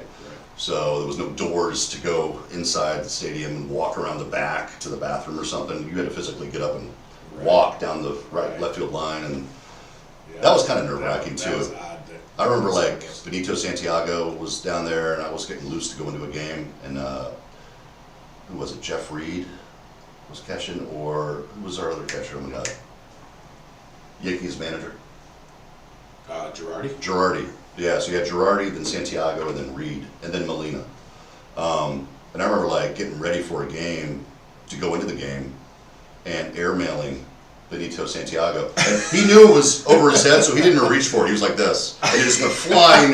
They had to call timeout on WGN, and I'm like, oh my God, this is embarrassing. They can see me airmailing the bullpen, and I'm getting loose to go in the game. That's embarrassing. Oh, man. So, yeah. That's a good one. Yeah. Santiago, that was... Benito Santiago, what a good dude that was. Clay just had given me a bunch of bats that he had in his garage, and for Cameron, a bunch of wood bats, and one of them was a Benito Santiago model. Yeah. I think he swung I don't know if this was one, but didn't he swing a heavy bat, I think was the deal You with might be, him? well, Lance Johnson was also, one dog was our center fielder, and he swung a heavy bat. Yeah, I remember stories about him bench pressing like 400 pounds or something. Right. And he was like, loses the ball there. There he is. I think that's going to be it for Ciccone. Yeah. I mean, I'm making a move here. He didn't pitch bad, really. He gave up some runs in the last inning, If it but wasn't for the blunder out there. right. But 87 pitches now. So yeah, everything kind of came off when that blunder happened. Yeah. But, now he shouldn't say, he shouldn't. I mean, he knows that everybody saw the game. The left fielder knows that he did that. Everybody knows what happened. Yeah. Yeah, that's it. Here he comes. But that's their pitching coach. Yeah. So he's not coming out. It's always a manager that makes the move. Not always. Right? I mean, Not there are always. times when- Typically, though, yeah, you're right. Right. Typically, they're probably just getting the guy ready to get some more time in the bullpen. So what's he saying though? What do you think he's coming out and saying right now? Hey, keep working, kid. You pitched a good game. The scoreboard doesn't really show how you've thrown. Just try to get us out of this inning. We got somebody getting loose for you. Your time's almost up. You're at this number of pitches, no matter what. And, let's get this hitter out. Let's get ahead in the count.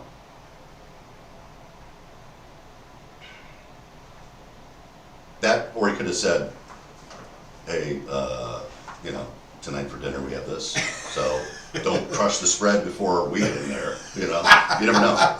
Depends on everything depends. I had a pitching coach named Marty Demerit. Yeah, I remember Marty Demerit. Rest in peace. He just passed away. What a great person he was. God, I love that guy. And I can't say, I'm not going to say on here what he would say. When he would shout out some funny things like you've never even heard before. Yeah. Like that just made you double take, like, what? That's the funniest thing I've ever heard. He would talk about things, well, I guess we could talk about certain things like that. He would talk about things like, I don't know. I'm not going to say it. But it would totally get your mind off what was really happening. Right. And really, at the end of the day, a lot of guys just. And what's amazing to me is, guys come out to the mound, and really all they had to do was come out and say, "Hey, man, just sit back, man, rock and fire." Right. That's it. And of course, you know that, but it would just be you getting a deep breath, kind of like thinking, "Oh my gosh, that's just that simple," Yeah. So. Almost like just a little reassurance, right? Yeah. It's kind of really his job, I guess, right? Yeah. And then other guys, you gotta get, I would only imagine, like, there's certain pitchers who you wanna talk to them a certain way. Other guys, you know how to talk to them, How much instruction is coming from your pitching coach?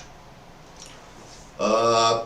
Not necessarily at that moment, just Yeah. on a day-to-day basis of, is he really dialing you in on, hey, do this with your ball, don't do this? Yeah. A lot of instruction comes from them. It's like during the season, they're out there with you early every day. They take pride in what you're doing. How you do, is important for their career. Sure. So if if you got a staff that's not pitching well, you're not going to be the pitching coach for that long. So it's about like that camaraderie and keeping each other accountable. Which has to do with if you're pitching good and your routine is what your routine is. It might not be looked at as the best routine, except you're doing well, and for the pitching coach to recognize that and not get on you and change you if you're pitching well, just because they have certain beliefs that you shouldn't. There's guys out there that think you shouldn't have a drink the night before a game, let's say. Right. But if you're a guy that likes to have a drink with dinner and they know that you're not out there crushing it and going nuts, well, then he's getting taken out right now. Yeah. Then don't change that. Know your people.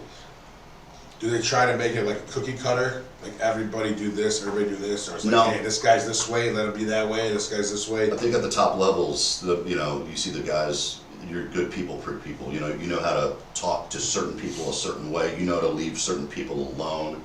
I think those are the best coaches. Yeah. You treat everybody differently with what you've learned is the best way to talk to them. Right. Makes sense. Yeah. So let's see the final line here on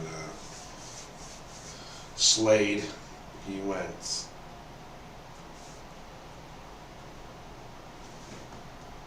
4 1/3, 6 hits, 6 earned runs, 3 walks, 5 Ks, 1 homer.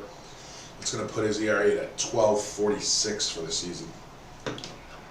12:46. Yeah. Sounds like time. Yeah.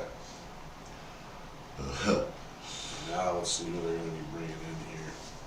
Get a little read on who they're bringing glasses. I can't see this. Yeah. Sean, that must be this. You might need to get somebody gets Glycis. Glycis. It is some Glycis. I don't know too much about their bullpen. Yeah. I don't either. Kate Smith. We'll try to get guests on the show too that were part of the organizations that we're Yeah. watching the game of. Yeah. That makes sense. Yeah, Just that's that right. way. It does make sense. And I think probably have with the ones we have, the guys we have to choose from, I think that'll be. Who's next Sunday's game? Do we know? Let's take a look right now and see what we got. I think I'll start doing a pick to click too every game. All right, I like That'd that. be fun. Like that. Next Sunday night. Oh, we got- forgot, Eric. Oh, Call to the pen. Call to the pen. Call to the pen on the Yeah. John Main. This is my childhood phone that used to be a real working phone. But now I just got it like this. It's a call to the pen for Peyton Pallett. Peyton Pallett. Last season in the minors. Let's see, he was Peyton, he could, Peyton Pallett. yeah, Peyton Pallett. So there's somebody. So next week is Cardinals Tigers, Ooh, Cardinals Tigers. We got a couple guys for that. and we got here Peyton Pallett, first opening day roster.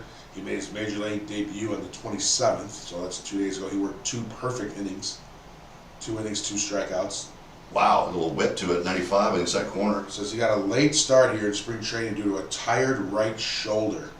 Tired right shoulder. Made his first appearance on March 3rd, did not allow a run in 5 appearances, striking out 11 and walking 3 in 6 innings of work. That's a weird way to say your shoulder sore a little bit. Yeah. I just got my shoulders a little tired. Right. Yeah. He faced the minimum to start his career. His pitch breakdown, he's got a 4-seamer that he throws 52% of the time. That's what he just threw 95. Yeah. Curveball 33% of the time, and a slider 14% of the time. Okay. He's actually the Oh, foul ball. 67th overall pick, 62nd overall pick in 2022 out of the University of Arkansas, and he's drafted by the Chicago White Sox. Arkansas. The Arkansas. They let me down in the tournament. I thought Yeah. they would have had a little better. Do we know who won the game, the second game today? Let's take a look. I saw the first game. That was a shellacking. The second one is. Oh, UConn by 1 over Duke, 73-72. Wow. So Illinois has to play UConn, Yep. and Arizona plays Michigan. No, that was already. Oh yeah, you're right. That's right. That's right. You're right. You're right. Yeah. Wow. Wow. So I went back to Chicago earlier in the year and was really excited because Illinois was doing well and was going to be there to watch them and everything, you know, in the Chicago area. And they played UConn, Yeah. and I was really pumped about it. Is UConn's girls team still like dominant? They just won. They just won today as well. Yeah. Yeah. And UConn put it on Illinois. Yeah. They whooped them. Yeah. Yeah. Wow, UConn trailed by as many as 19. And they won it by 1. Wow. With an all-time shot, and we can't stop watching it. Wow. Fly ball, shortstop, F6. You don't want to get any copyright issues, so if you want to see that, just Yeah. go. Oh, when you get close to the mic, Eric, you can really hear Maybe your I voice. need. Scotty B said I was sounding soft, so I don't know. Maybe he was talking about something else. Like somebody else sounding soft.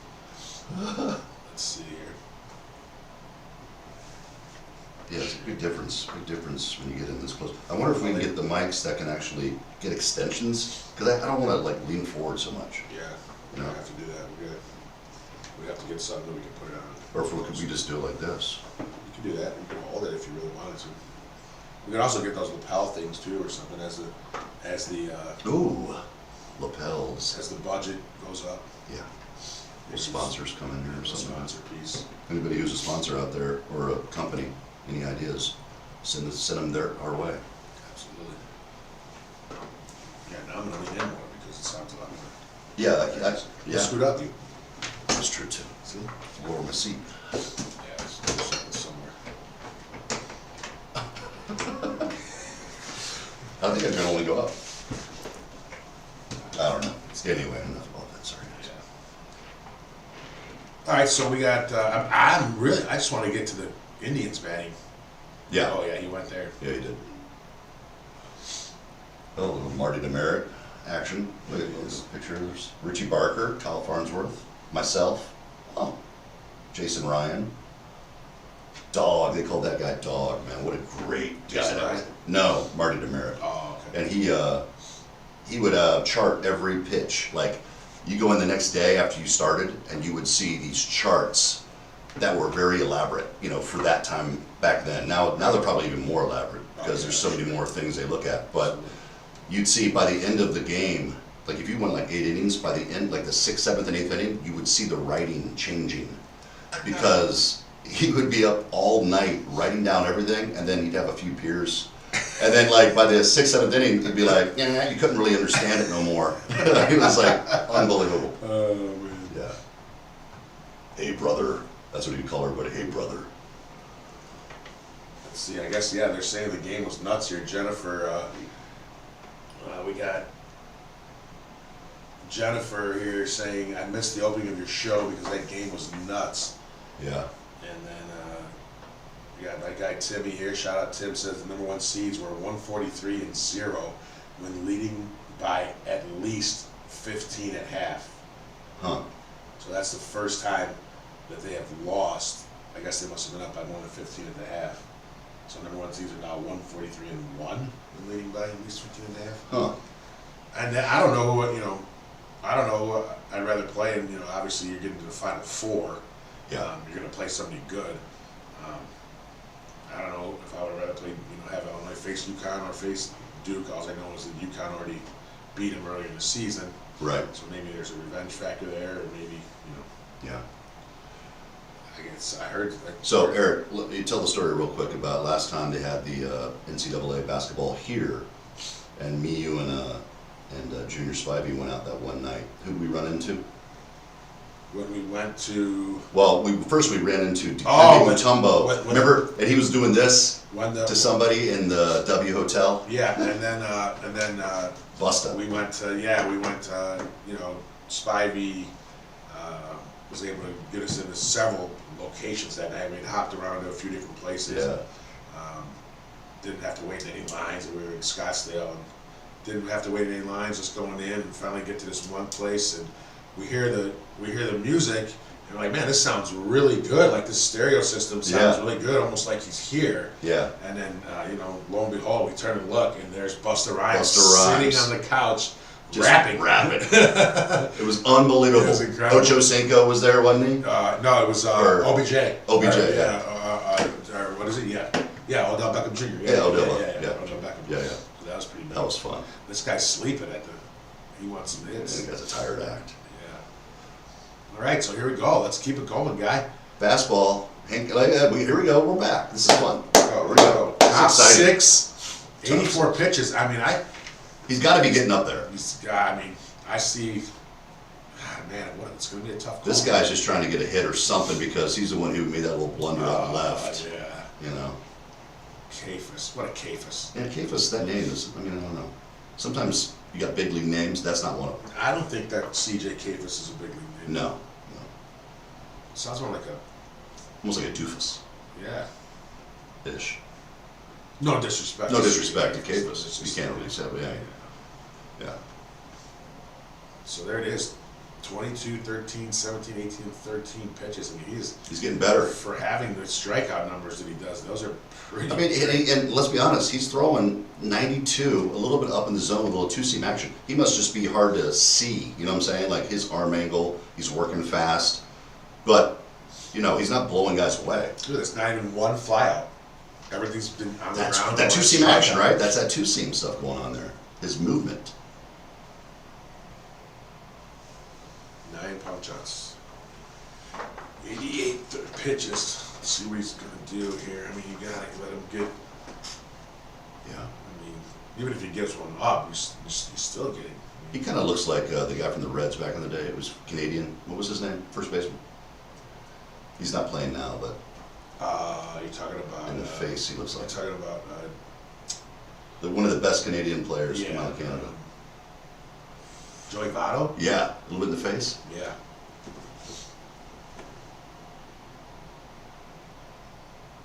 And that hat looks like one of those those big hats that they wear. Oh yeah, that's what it yeah. looks like to me. Right. Kind of like Cam's hat right now if you put it on. Yeah.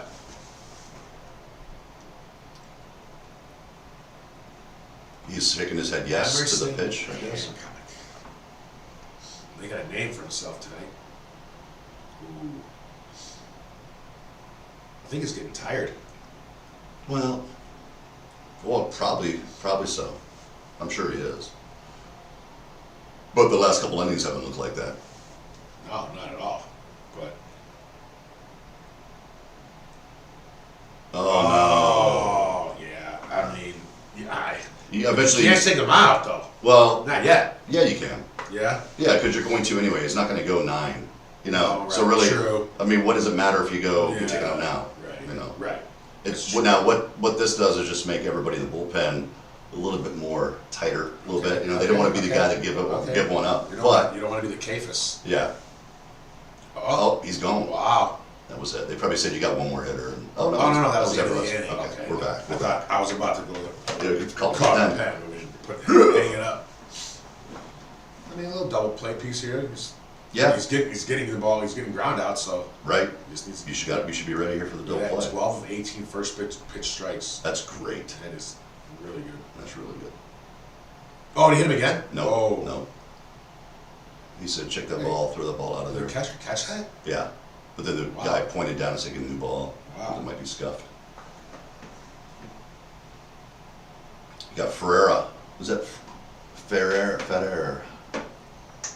In the bullpen. We got famous Jacks out there saying, Oh, look at 1, there it is. 6, or 3, Wow. 6, 3. Wow. There Look it at is. that, getting it done, The and pitcher's that's best friend.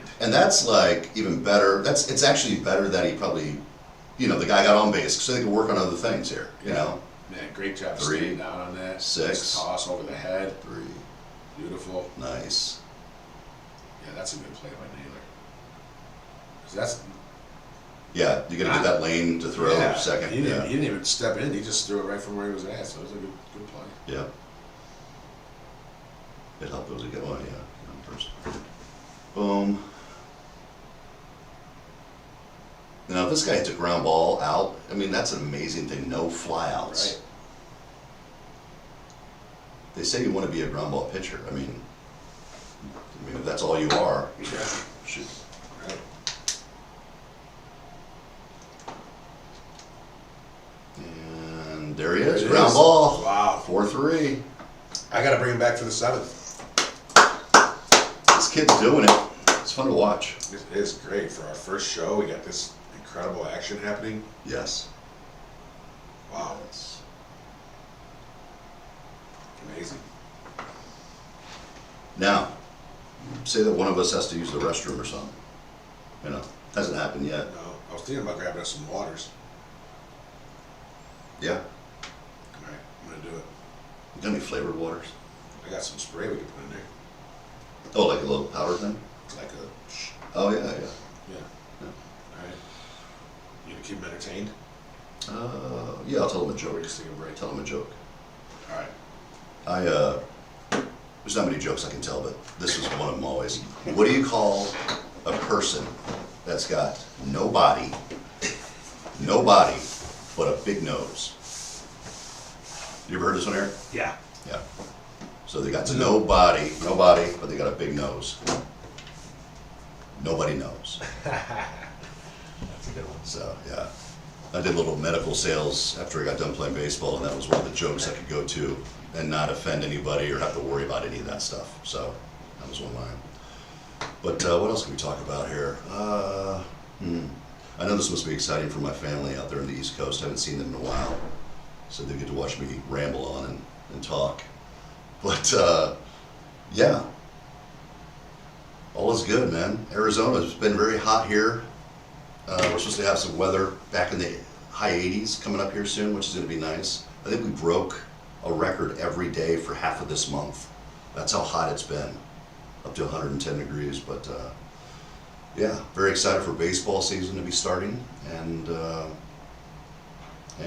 I've been going to watch lots of games over watching Cam play at his school, and spending a lot more time with Eric. That's when we came up with this idea to just do this. So yeah, I'm very happy about this. This is fun. So looking forward to seeing how this, goes every week. And we might end up changing scenery and moving out into his living room here, into the guest living room, shall I say, because it's a larger room. It might be less feedback, less vibrations and stuff like that. So we'll see what happens. First pitch, we're back. We are in the bottom of the 6th inning, 6-0, and God, I love that area there. That's so beautiful.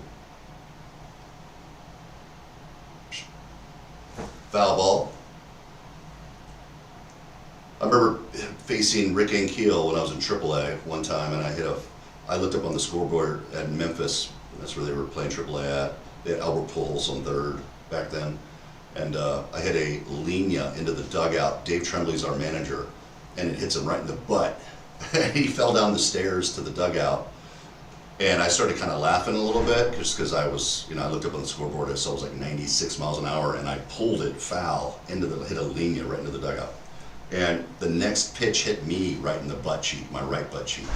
So after the game was over, I couldn't walk for probably like about a week. It turned black and turned really hard because it broke up a blood vessel in my right butt cheek. And that was kind of a memory of mine. Let's see here. Roosevelt Brown will be a guest on our show coming up soon too as well. Talked to Rosie not too long ago. I was very happy to hear about the feedback from talking to a bunch of guys that I haven't even spoke to in years. And once I said that me and my buddy Eric were doing this podcast, they all reached out back to me within like 48 hours. They all reached back out to me saying, yes, we're all in. So, of course, we got to schedule it and make it work for their schedule. So, but we'll start to do that here soon. Pulls it down the line. This guy hit a home run his last at bat. He almost hit it out again. Don't throw that pitch up there. He will definitely do that again. Thank you, sir. Thank you. Oh, now, is this nuts? Yeah, I can have it. Yeah, I'm good. Appreciate you, though. You don't like nuts? I don't like nuts. Nah. My mom says it's because I had a bad experience when I was base hit to right field. Yeah, my mom. It's just funny about peanuts and peanut butter and stuff. If you tell somebody, at least in my experiences, if I tell anybody that I don't like it, they're like, "Oh, it must be because you had a bad experience with with it sticking to you." This is the camera bobbing. It's Eric trying to slide back in here. Do I gotta adjust it? But no, I tell them that, you know what, I don't like it because it tastes like crap. That's why I don't like peanut butter. To me, it tastes like crap. If I smell it, I'm gonna vomit. I don't eat it. I want to eat it. All right. If I would have liked peanut butter, my life would have been so much better. I had jelly sandwiches for 12 years of my life in the minor leagues because I didn't like peanut butter and jelly sandwiches. Oh, you got the extras. Thank you. So we got a man on. You wouldn't like this then either. No, but see, I got those at the house. Mia bought them for me, and they have the cheese. Do you have anything with just cheese in it? Cheese. Well, like Ritz with cheese, or does everything got to have peanut butter in it? No, I didn't. I mean, this just coincidentally, that's all I happen to have. Okay. Well, I'll let it slide.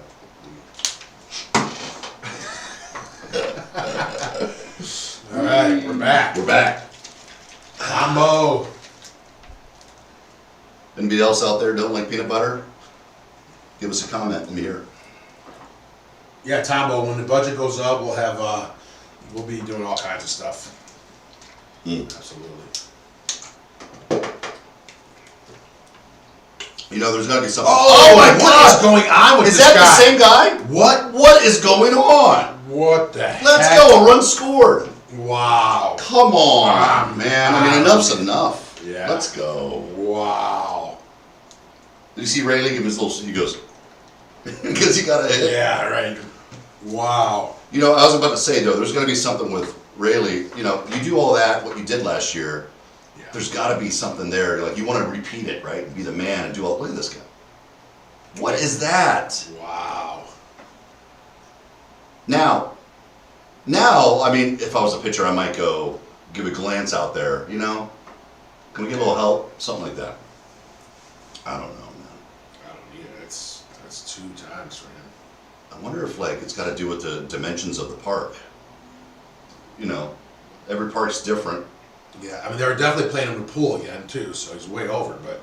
I remember when I pitched at the Vet in Philly, when we pitched, you would physically hear the AC turn off. And they had, right behind the backdrop, you know, center field wall, you saw this huge, big block, and it was the air conditioner that would blow. So when they were hitting, they would turn it off, and you see the flags go and stop. And all of a sudden, when their pitchers came out, it would turn on. So all the balls hit hard would hit the AC and stay in the park. That was kind of That's a great idea, man. yeah. And then you also got, you know, there's little things to know about, like, you know, infields, how they cut the grass. They'll cut the grass differently depending on the team they have. If they got a good, speedy bunting team, they'll keep the grass a little longer. Yeah, so the ball dies. I remember hearing that kind of talk back when the Cubs, Yeah. you know, listening about Yep. the Cubs doing their infield differently, because I remember sometimes they had very long grass there in the infield. Yep. I don't know if that was Roger Bosser was on the south side, but I know he ended up helping the Cubs when they redid their whole. Is that the gentleman we saw at the game recently? No, who was that? Oh, that was spring training. You said you introduced me to somebody who does some the yard work for the yard crew. Oh yeah, we were. He's on one of your kids' team. He was right? he's on the place for Phoenix College. The kid does. Yeah. Yeah, that was Ramirez. They do. He does the Matt Ramirez does he's the grounds crew guy for. Well, he does the Brewers spring training stuff here. Yeah. And then his boys, two of them, work on the grounds crew for ASU. I was always told, and like I played for the Charlotte Knights, the White Sox AAA team. Let's see what happens here. here. Okay. You know, I kind of olayed that too. Two hands nowadays. Shoot. Oh, that's Ernie Young Jr. That's first base coach. Oh, okay. EY. Charlotte Knights. Charlotte Knights. The field crew there, they always had the best infield and outfield, really, of any minor league stadium. And that's what they were known for, too. We'd have, like, nice little... They would set up bonfires for us after the games on the right field line. It was a fun place, yeah. Little backdoor slider piece. Palette. Yeah. I got a funny story, Ro. J.J. Pearsall was a pitcher with us, and he didn't really speak much Spanish. This was in, I think, the Dominican. And he didn't really, you know, like when I went to the Dominican or Latin America in general, I like learned how to speak Spanish there, right? And I liked it. I liked learning the culture and everything else. I took it all in, right? But there's certain guys that don't, right? And there's it's like a shock when they're there about how everybody speaks Spanish and they feel kind of lost. They don't try to learn it. They don't leave their room, stuff like that. And I remember, like, J.J. Pearsall, he was like, stop speaking Spanish, Brian, like when I was with him in his room. And I'd be like, hey, ¿por qué? Hey, you know, hey, suave, tranquilo. And he'd be like, speak English while you're in the room. And I was like, pfft. So his first appearance in a game, he goes out there and they go, la lanzador izquierda, hopta, Pearsall. And I'll never forget, he was on the mound, and he steps off the mound, and he looks up at the press box, shakes his head, and gets back on the mound. I was laughing my butt off, dude, that he didn't even want them to say his name in Spanish. That's crazy. And the way they said it was so outlandish. Right. Hota. It was so I good. loved it. So we got Dan down here saying, Quan is one of the best left fielders in the game. They moved him to center field this year, and left field is now by committee. Where's the committee at? Let's go. Yeah, Cavis is a spot player who is a first base by trade. Questionable decision then by the manager there to have him out there. Yeah. Sounds like it's maybe like Phoenix College or the Mesa, like waiting for their chance. Man, I'm excited for this top half of the seventh, aren't you? Like, oh my let's gosh, see this guy come out. dude! This is gonna be great. This is exciting. I didn't realize Pallett's already thrown 33. Wow. Yeah, he's a little bit up in zone, snapping some stuff off, but Seattle's got to be happy with everything going this way. What's Seattle's record? They're 2-1. Okay. Indians 1-2. Guardians. Guardians are 2-1. Seattle's 1-2. Yeah. There you go.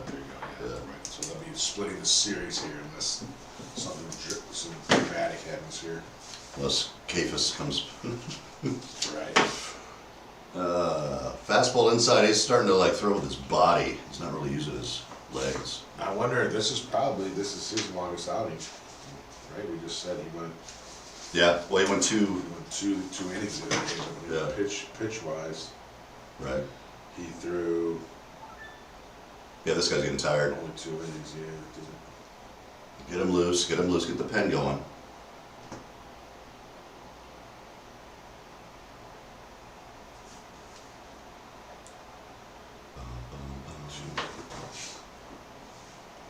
Oops. Rayleigh. I think Rayleigh's got 2 homers already on the season. The other Rayleigh, yeah. Yeah. It's weird to have a team that has 2 guys with the last name. Right. Raleigh and Rayleigh. I guess it's Raleigh, right? All right. Got in there. Oh, Right. testing him. Oh Ew. Ah! All right. He's probably like, no. You know what? Enough's enough. Just get me off this field. That's what he's thinking. get out of here. All right. Chase DeLauder, Jose Ramirez. I mean, with those, honestly, with those 2 pitches, I mean, with those 2 plays, if I was his family in the crowd, I would be like, hey, honey, you want to go right now? Let's get out of here. Yeah. So you have to walk through the parking lot and get pelted with batteries and shit. For the exit. Yeah.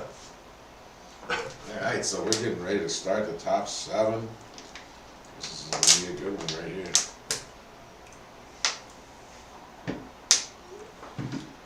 Here we go. All right, yeah. So, have you been?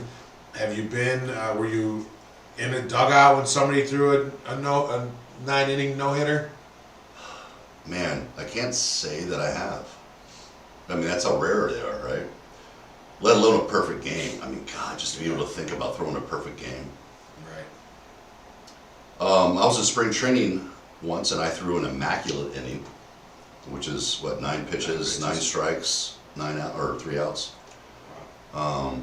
Marty Demerit was our pitching coach during that time, and man, some of the stuff that was coming out of his mouth when I did that was so funny. Yeah.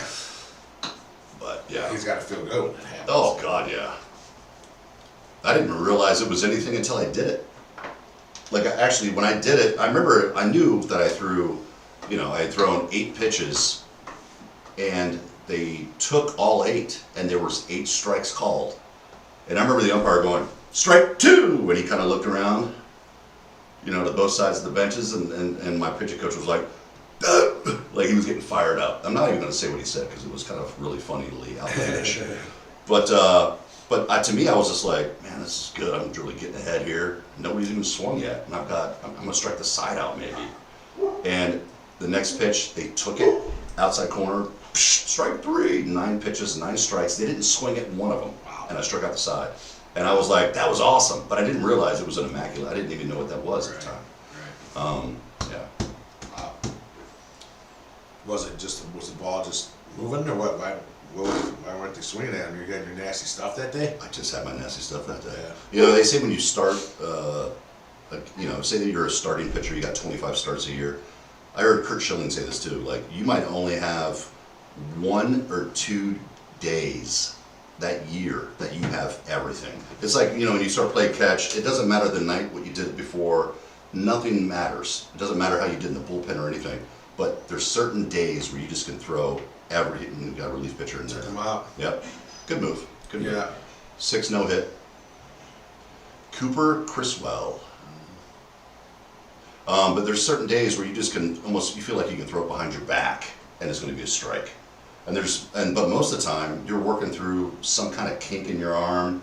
You're in the bullpen figuring out what pitch you're not going to throw that game. You might throw a fastball, slider, changeup.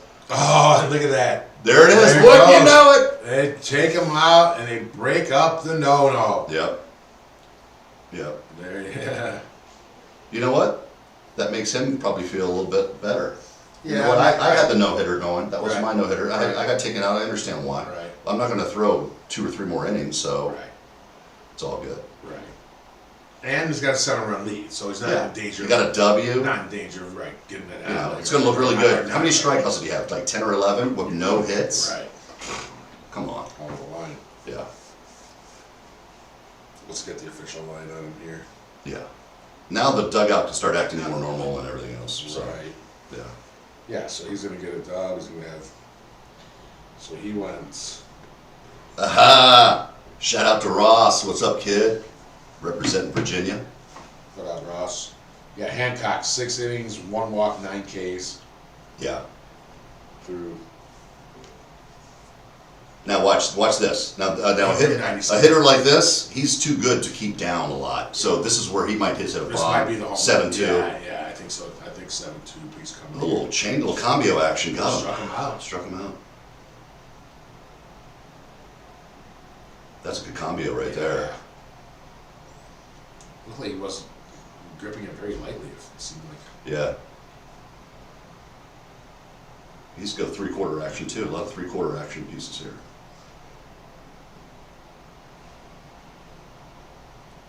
Ground ball, little 6-3, unassisted. Double play. This game's moving pretty good. It's definitely zipping along.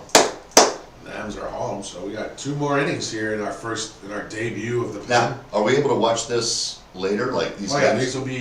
this will be up on our channel, the pen with BMac and Elop's the name of the channel, and these will be up there. These stay on. Do you like Elop or Elopes? You know, I like Elop. That's one of my buddies. Shout out my buddy Dave Figley. Came up with that years Big. ago. Yeah, and Okay, that's I just just what it wondered. was. Elop, you know. Elop. J Lo is J Lo. That's her thing, and you know, he added the P to me.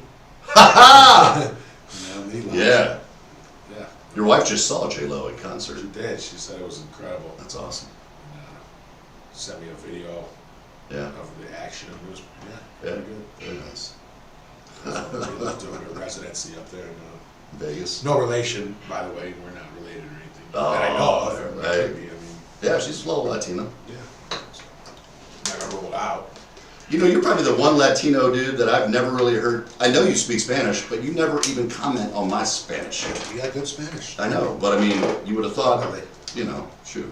Yeah, I'm just, you know, I bust it out when I need to. Sometimes it works for me. Like most Latinos only bust it out when they need to, probably. And, Yes. You know, Another one. Yeah, it's something that it's come through a few times in the logistics world, definitely when speaking to some drivers and right? that kind of thing. And Mm-hmm. other than that, you know, I try to speak English here in America. I frown on the fact, you know, like California, a lot of times you go places and they speak, you know, to you in Spanish, you know. Yeah. I'm just like, Yeah. I can't understand everything too. They speak so fast. Shout out to Ross Underwood. He's really showing us some love right now. That's who my niece Shannon is engaged to. Okay. Great guy. All right, shout out Yeah, Ross. shout out to Ross. He's giving us some Ross. love. Yeah. And Kelly, you're right. Yes, Ross is very excited that I said his name on here. You're right. And then we got JR saying that he was at the Soxville Umber perfect game. Oh. Yeah. Oh. I actually saw Yeah, they're married. Sorry. I saw Jack Morris throw a no-hitter against the White Sox back in 1994, I believe Oh it my. was. Nice. Yeah. Jack Morris. You know, one cool thing, like about coming out here, and of course, you know, like meeting guys like yourself that play and all that. A cool story that, like talking about Harrison, is meeting Jerry Senior. Yeah. I mean, I saw him play, and it was pretty neat to be able to tell him this. Like, I saw you play in 1983. Yeah. I was at games that you played for the White Sox. That is amazing, cool. You know? That is cool. It's pretty neat, being out there. And you said you looked at one of your ticket stubs, and it was 2 days before I started. So your debut was September 7th. 7th, 1999. Yep. And I keep my bag. I got a bag of all the stubs. That, you know, now you don't get stubs anymore. Right? Yeah. Everything's online now on your phone. Yeah. But I kept most of my stubs, and I looked through them and found one that I was at the game September 5th. Shout out to Franklin Stubbs. Franklin Stubbs, yeah. Yeah, so I was at the game September 5th, 2 days before. Yeah. Now, did you get called up and then pitch right away? Or Yeah. did you sit around a couple of days before you got to go? Or how'd that work out? You know, what day were you called up? I got called up, so I started a game. I was in Edmonton playing against the Angels AAA team in Edmonton, Canada. And Terry Kennedy's our manager. He calls me into his office as I'm walking into the stadium. This is 4 days before September 7th. Okay.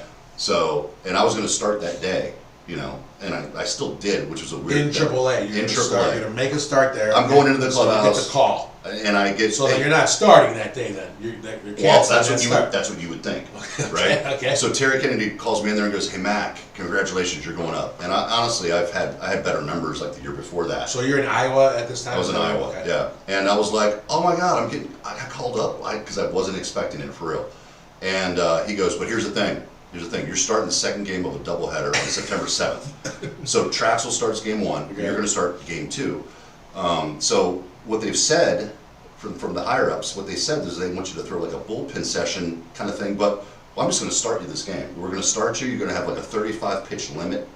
So you're going to get loose like a normal game. 35 pitches, no matter what, you're getting taken out after that 35th pitch, and then you start September 7th, game 2. And I'm like, what? Oh, okay. So I called my mom and dad up and stuff, and I was like, yeah, I got the call, and I'm still starting this game though today. They're like, really? I was like, yeah. So I get out there, and I'm like on cloud 9, right? Just feeling great. And I'm getting loose in the pen. It's feeling awesome, right? Psh, doing good. And I go out there, and it was the worst start of my life.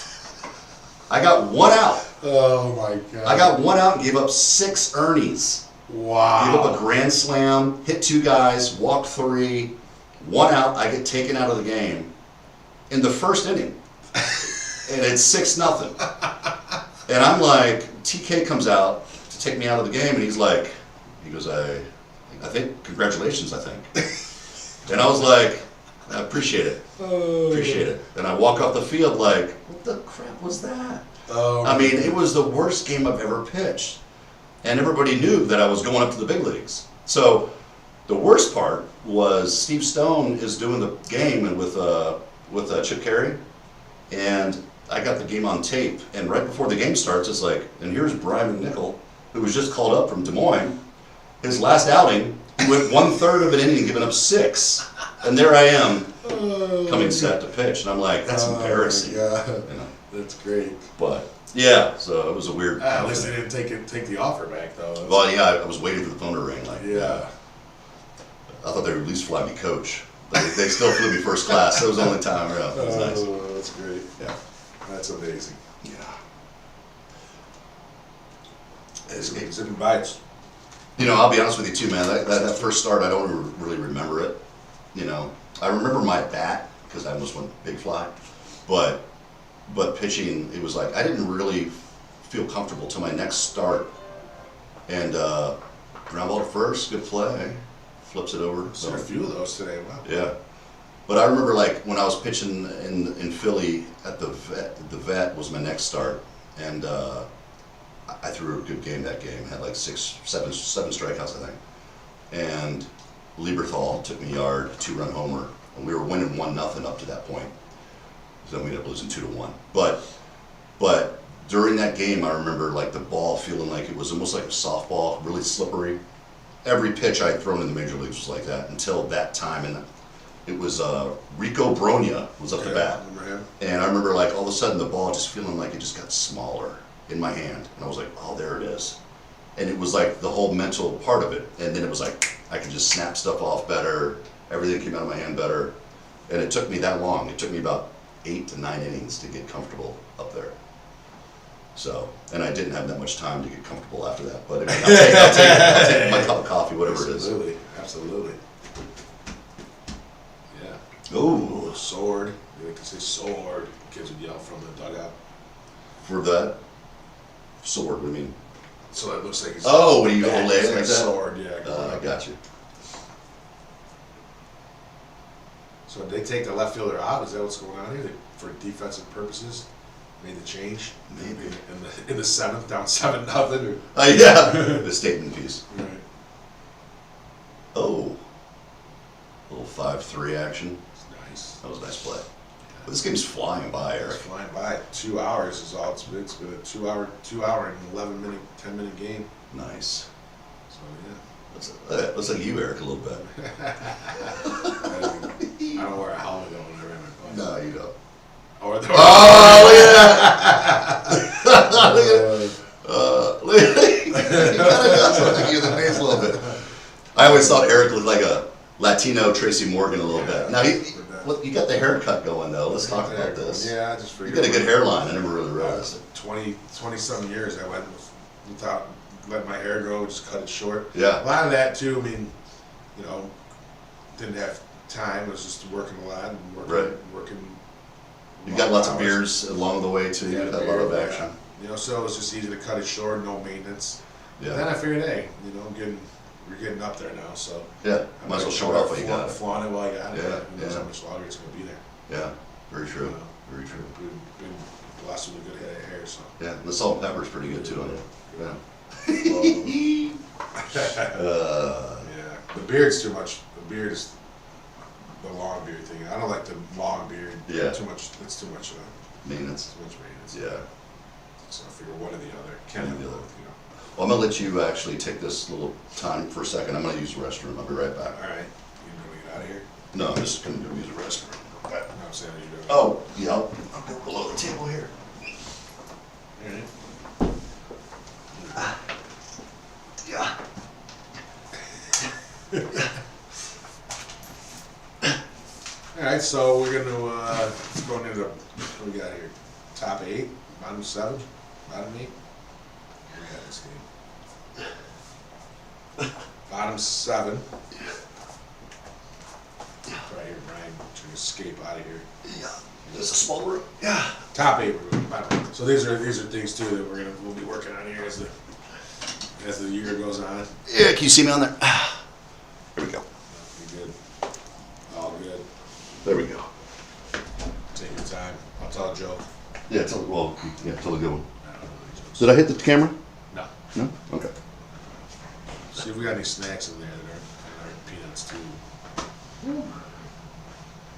All right, so we're gonna go. Let's talk about the game here. It's top 8. Top 8. We got who's up here? Quan. No, Naylor's up here. All right. Yeah, this game is zipping by. Top 8. 0-1 count here. 0-2 count. Bo Naylor, he's 0 for 2, 2 Ks tonight. Last season he had a gaudy 195. Here's what AbbVie is, Brian was talking about earlier. It's donations to fight cancer with average strikeout.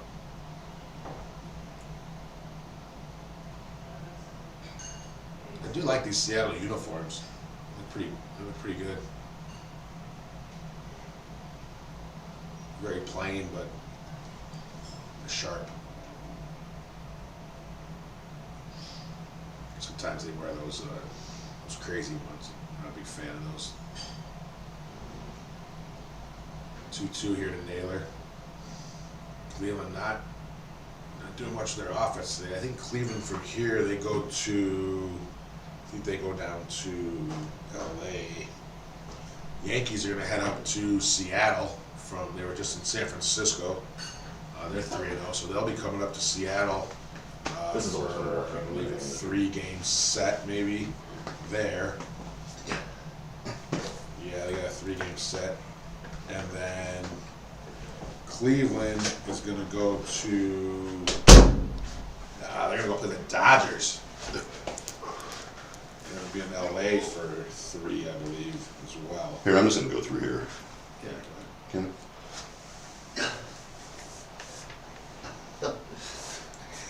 Can you imagine Farnsworth doing that? No chance. We will have no more guests on our show. This is the kind of, we should have knee pads for Right. people to wear. Spider you'll probably be able to do it no problem. Spot, yeah, he's Yeah, athletic. he's- Yeah. yeah, we're gonna get. We'll end up turning the way we do things here. Yeah. All right, all right, All rise. all right. So this guy Naylor, they were just showing he had 195 last year, so he wasn't. He's definitely not the predominant Naylor that guy is. Mm-hmm.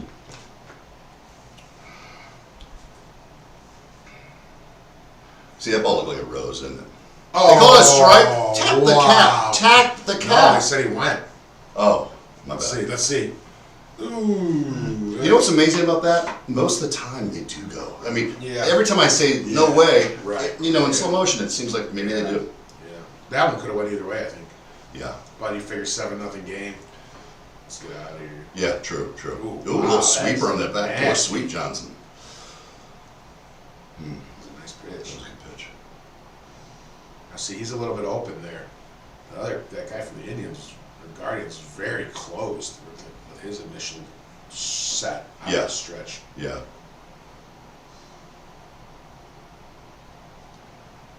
I like watching guys who pitch like, what's his name? The guys who kind of like, they change their actual timing on their mechanics. Sometimes they do a leg kick, sometimes they don't.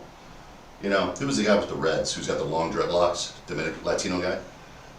Oh, the De La Cruz? De La Cruz? Is that? No, the pitcher. Oh, the pitcher? Yeah. Or there's certain guys who have the big extensions on their hair, Yeah. and they do all the different types of mechanics to get your timing off as a hitter. And I always thought that was pretty cool, fun to watch. Castro or Yeah.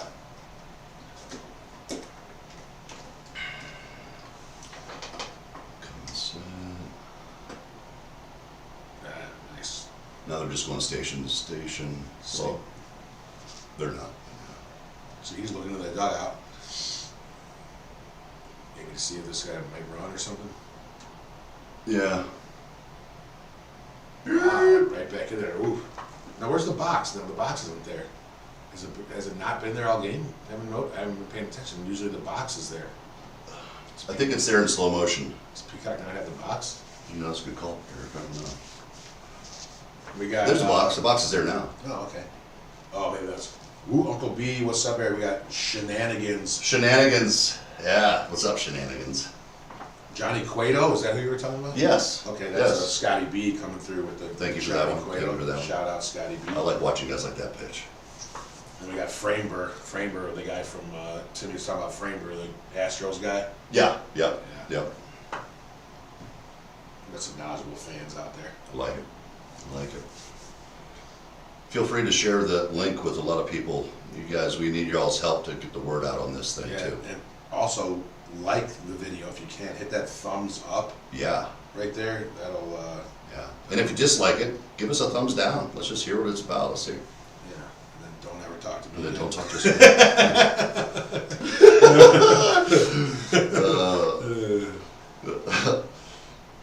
He says not Framber, Nestor. I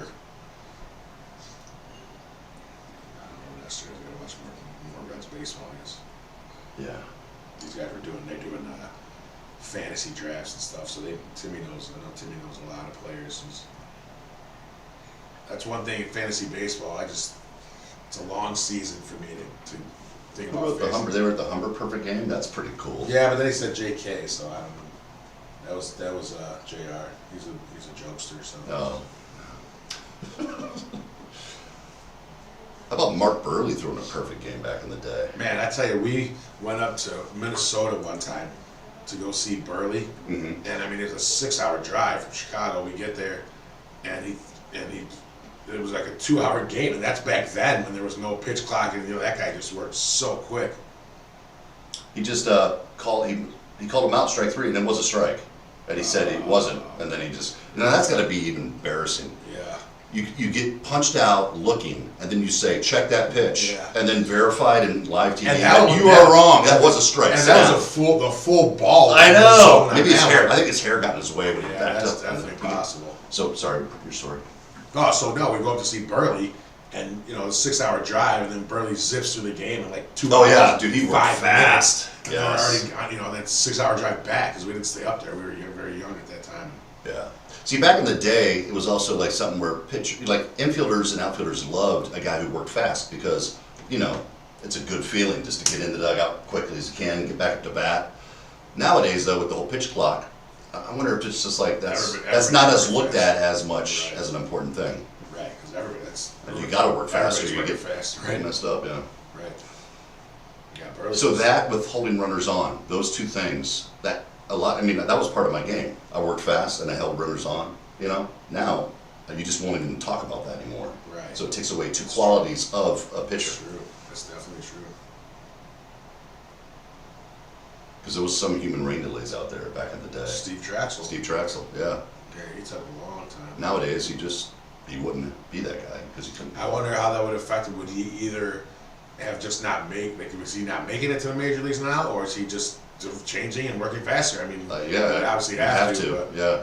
I mean, even the draft itself, remember, they challenge it. That was, They only get 2, so might as well use them. yeah. It's cool too because they just show it right there on the. That's a ball. Or if it nicks it, that's a strike. That's a strike.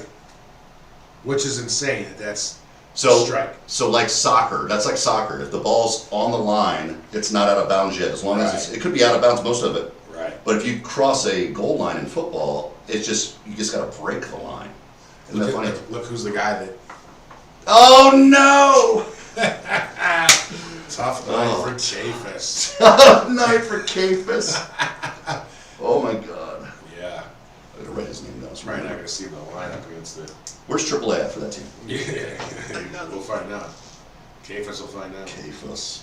That's got to be our nickname for this year. Was something Yeah. The not Cafis. quite good goes down. The It's Cafis. Cafus. All right. The Cafis. We gotta. It's like the Mendoza line. You got the Cafus. Cafis. If you drop a ball on the outfield, you don't even catch it. Cafis. Oh. Tough night. Like Dan Dog said, he's the first baseman. They got him out there. I'm surprised they don't have somebody else to do it. Yeah. So it's going to the bottom of the 8th already. Bottom of the 8th. So getting close to wrapping up our first episode. What do you think? I've had a great time, Eric. I've had a great time. Yeah. I appreciate you, sir. This will be fun. This will be fun to get some guys. Great response too. You shared the text messages with me of reaching out to the guys, and it seems like guys are fired up to come on here with us. Somebody wrote Sean Casey. Why they wrote that? Oh, because when you were thinking about when you were talking about who he looked like. Oh. And then it came Votto. Yeah, Votto. Got you. Yeah. Good looking out. Good looking out. Yeah. So a good response. Sounds like some guys are excited about coming on and Yes. sharing some stories and talking a little ball with us. Yeah, it'd be fun. Yeah. So. I know the Brendan Donnelly thing is pretty funny to me because I was at the Angels in big league camp 2002, I think it was, and Donnelly, I met him then, right? And he was such a good pitcher that they didn't keep any left-handers out of the pen that year because his two-seamer was like a left-handed slider. That's how good he was, right? And I just happened to be filling my gas tank up about a year ago out here in the East Valley, and I heard BMac, and I looked to my left. Haven't seen Donnelly in 20 years, and he was just filling his tank up behind me. I was like, what is going on, bro? So I happened to reach out to him, and he's going to come on the show soon, too. Yeah, I'll share it for the episode, but there's a Clay Bellinger shared a story about Donnelly too. They had, I think Donnelly might have hit him with a pitch or something. Oh, yeah. I'll get the complete breakdown of that story, and we'll talk to Donnelly about it. When I had to swallow my pride up because when I got released, I remember who was our pitching coach that year? for the Angels. Yeah, Billy. I forget, but he said to me, he goes, Mac, they kept me around to the last cut, right? And I was And like, so it's a pitching coach, and was the that Angels. typically the way that you get caught, or yeah, he calls you in, so shows the manager, and Okay. they both were sitting there, and I got called into the office, and it was like 6 days to go in camp or something. And the first couple cuts, I noticed I did not get sent down yet, and I was like, okay, and I was doing okay. And he calls me in there, and he's like, man, we're just going to keep Donnelly. He's a right-handed pitcher. So they let go of me and a couple other guys that were left-handers, and it was a weird thing to think about. Like, man, I just got let go. Because they didn't even keep a left-hander. That's how bad, I guess, our breaking balls were compared to his two-seam action. I was like, man. Of course, he was the Rolaids Relief Award winner that year, too. yeah. But yeah. Was he putting anything on the ball to make that happen, or it's just how? No, he just dominated the whole year, man. Rally monkeys. That was a rally monkey year. Yeah. Not to confuse with cow rally. Right. Rally monkey. Rally. See if I can do something. Oh my! It's 7 without him. That was a flat-looking breaking ball. Scotty B says, great job. Thank you, Scott. We appreciate it. Appreciate you. Just get better and better at it as we go. Yeah. We had a trial. We did a little trial run our own last Sunday. Did a few innings of the game last Sunday. for a little spring training of our own. Yep, yep. Shout out Tony Welsh for that line. But yeah, so we're looking forward to it. Appreciate you guys, and hopefully we keep you more entertained than Benetti and his crew that are on here. Yeah. And we kept it to the curse to a minimum for The McNichols. Papa McNichols. But see, no, it's really for Papa McNichol. All right, Yeah. Pops, dude. It's funny too, because he used to curse back when I grew up, but for some reason he just doesn't like that F word.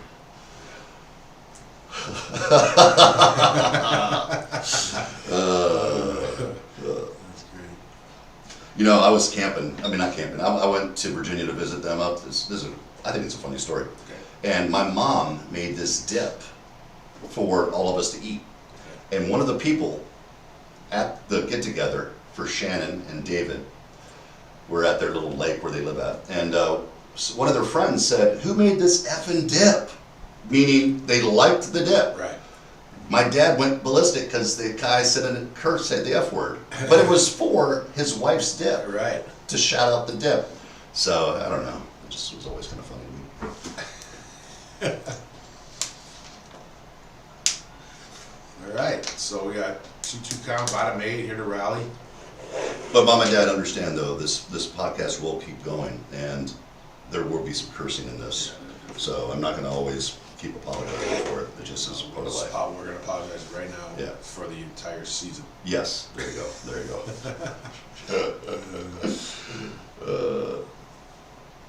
Look at him. You see him putting the 2 down? Did you see him doing that? Did he? Yes. I did not see that. He just put a 2 down. That's crazy. So he's like, just... Here it comes. Yeah. Yeah. Wow. I mean, I've never seen that before. Yeah. And I think that's going to be happening to Cal until he starts to hit the number 2. That's what they've been doing to him all game. But I got to see if he does. That was just. Could mean second sign. But you don't do second signs. He Guys looked, just... he looked like he was. Yeah, right, because they just hit him. Yeah. Looks like he was trying to be sneaky about it. Yep. Let's see what happens. I mean, it can't be anything that he does every time. Yeah. J-Rod. J-Rod with the eyes. One thing I never did was wear my pants up until I did my adult league baseball. I wish I would have worn them up back then because, having skinny legs and being kind of self-conscious, I would have taken that part away from my horse. Whoa. That's an error. They might give him a hit, though. Did they move Kafis a second? Yeah. Tough down the field here for the Indians. You're gonna have to tighten it up going into LA. That lineup is ridiculous. The D-backs had, I think they were leading each game, Yeah. and then, Yep. what do? You get through Shohei, and then you got Tucker, and then you got Mookie. If Naylor gets out here and hits a ground ball, he's gotten every type of out you can get. Strikeout, pop out, fly out, line out, ground out.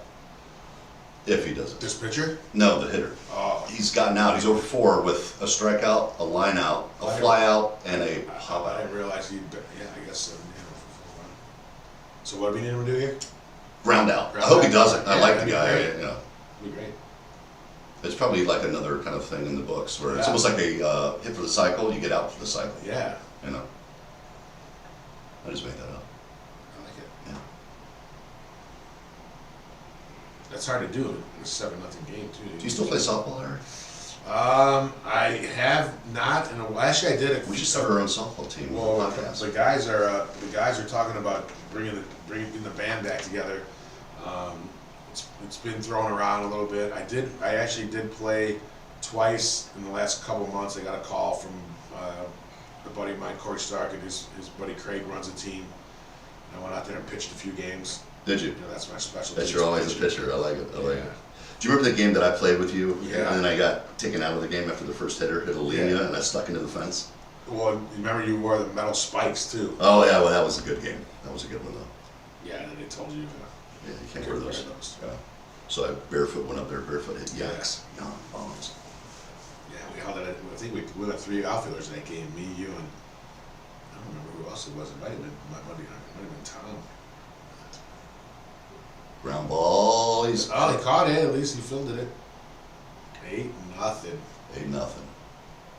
He could have stopped at third, but why? You know, anybody need participation trophies? This guy just dyed his beard before the game. Looks like. I think Randy's had a nice day. Yep.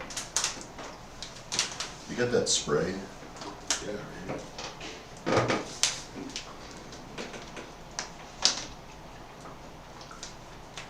Yeah, so next week, Cards, Tigers.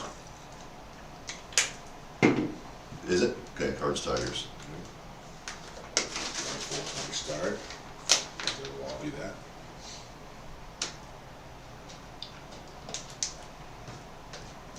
The Cardinals will be going, let's see where they're going. Cardinals are at, Mets are going to the Cardinals, so it'll be Mets and Cardinals tomorrow. Oh, the Tigers are actually coming here. Yeah, Tigers and D-backs tomorrow. Where's oh gosh, what was his name? The pitcher with the Tigers for all those years, dominating. Verlander. Where's he at now? Question. Just seems was he back in Houston? That's a strikeout there to end the 8th. All right, so we got top 9 coming up. Man, look at that picture, Andy. Yeah. It looks old. Yeah, it does look good. Yeah. He's for the Tigers. He's there. Back Yeah. on the Tigers. Okay. He went to Old Dominion University. Did Yeah. Yeah, so he was Tigers 2005 to 17. Then he went to the Astros, and Mets, then back to the Astros. Yeah, he had a couple good years of Giants. being like traded right when the playoffs were starting, and he Yeah. got dominant force. Yeah. We'll wait to see him next week. Who's he married to?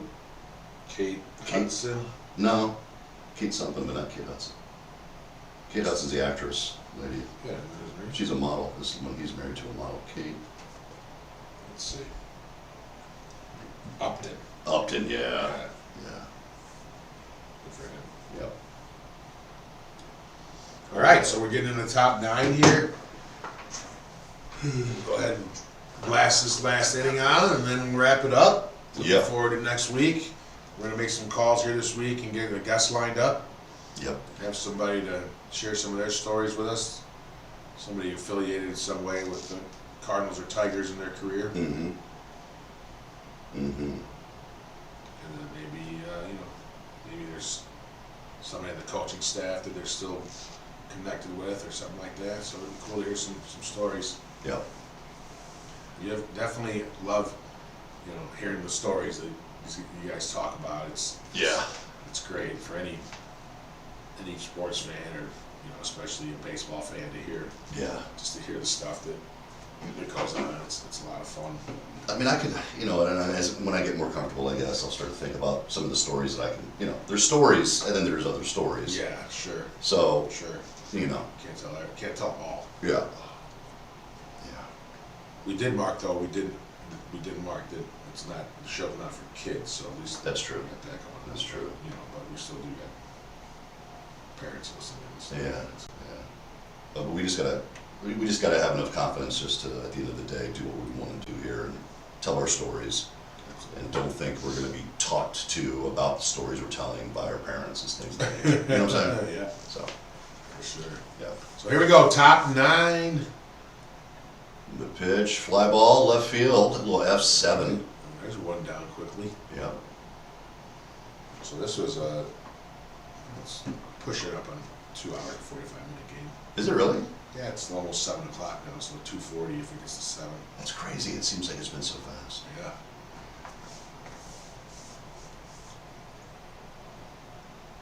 So I just showed up there who was talking. Benetti, somebody else. That's all I know. Right down the middle. I would rather listen to us than Benetti. Angel Martinez hitting 500 on the year. On head. Here we go.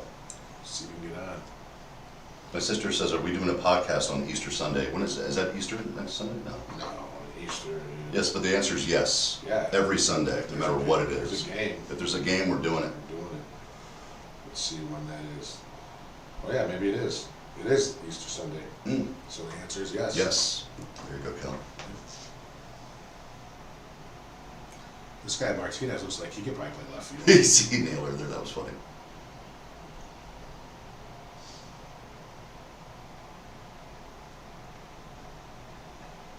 But then he actually went to Howard Flossmoor High School, which is near the area of where I'm from, in the Chicagoland area.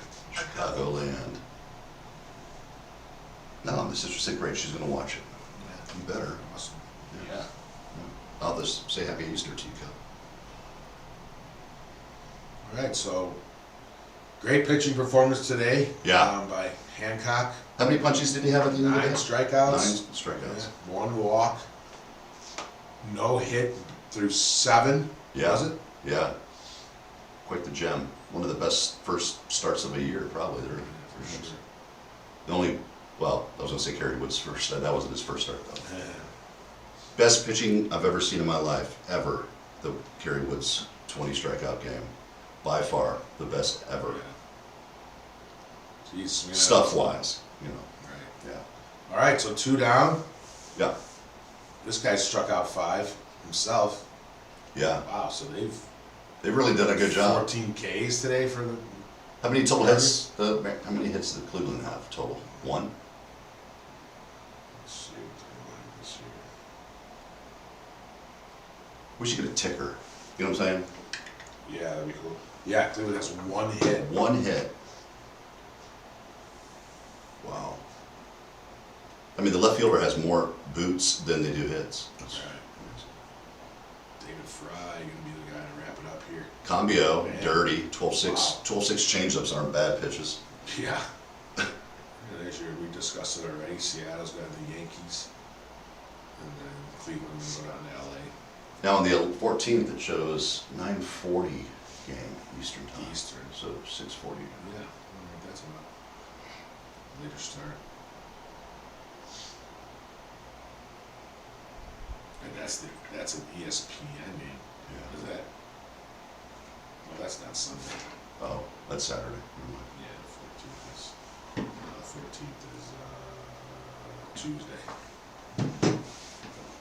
All right, 2-2 count. So this could be this could put the end to the first show here. It's been a pleasure, Eric. Yeah, absolutely, man. Great job. Yeah. It'll be a lot of fun. Oh my! Not extend yet. Another hitter. Not yet. Extend another hitter. Oh, too much top That'll do spin. it. That's it. That'll do it, guys. That'll do it for the game, and that'll do it for us. Thank you very much. Appreciate you guys listening. We'll be back here next week for the Tigers and the Cardinals. Don't forget to hit that like button. Yeah. Share. Everybody else, until next time, be safe out there, y'all. All right, guys. Thank you very much.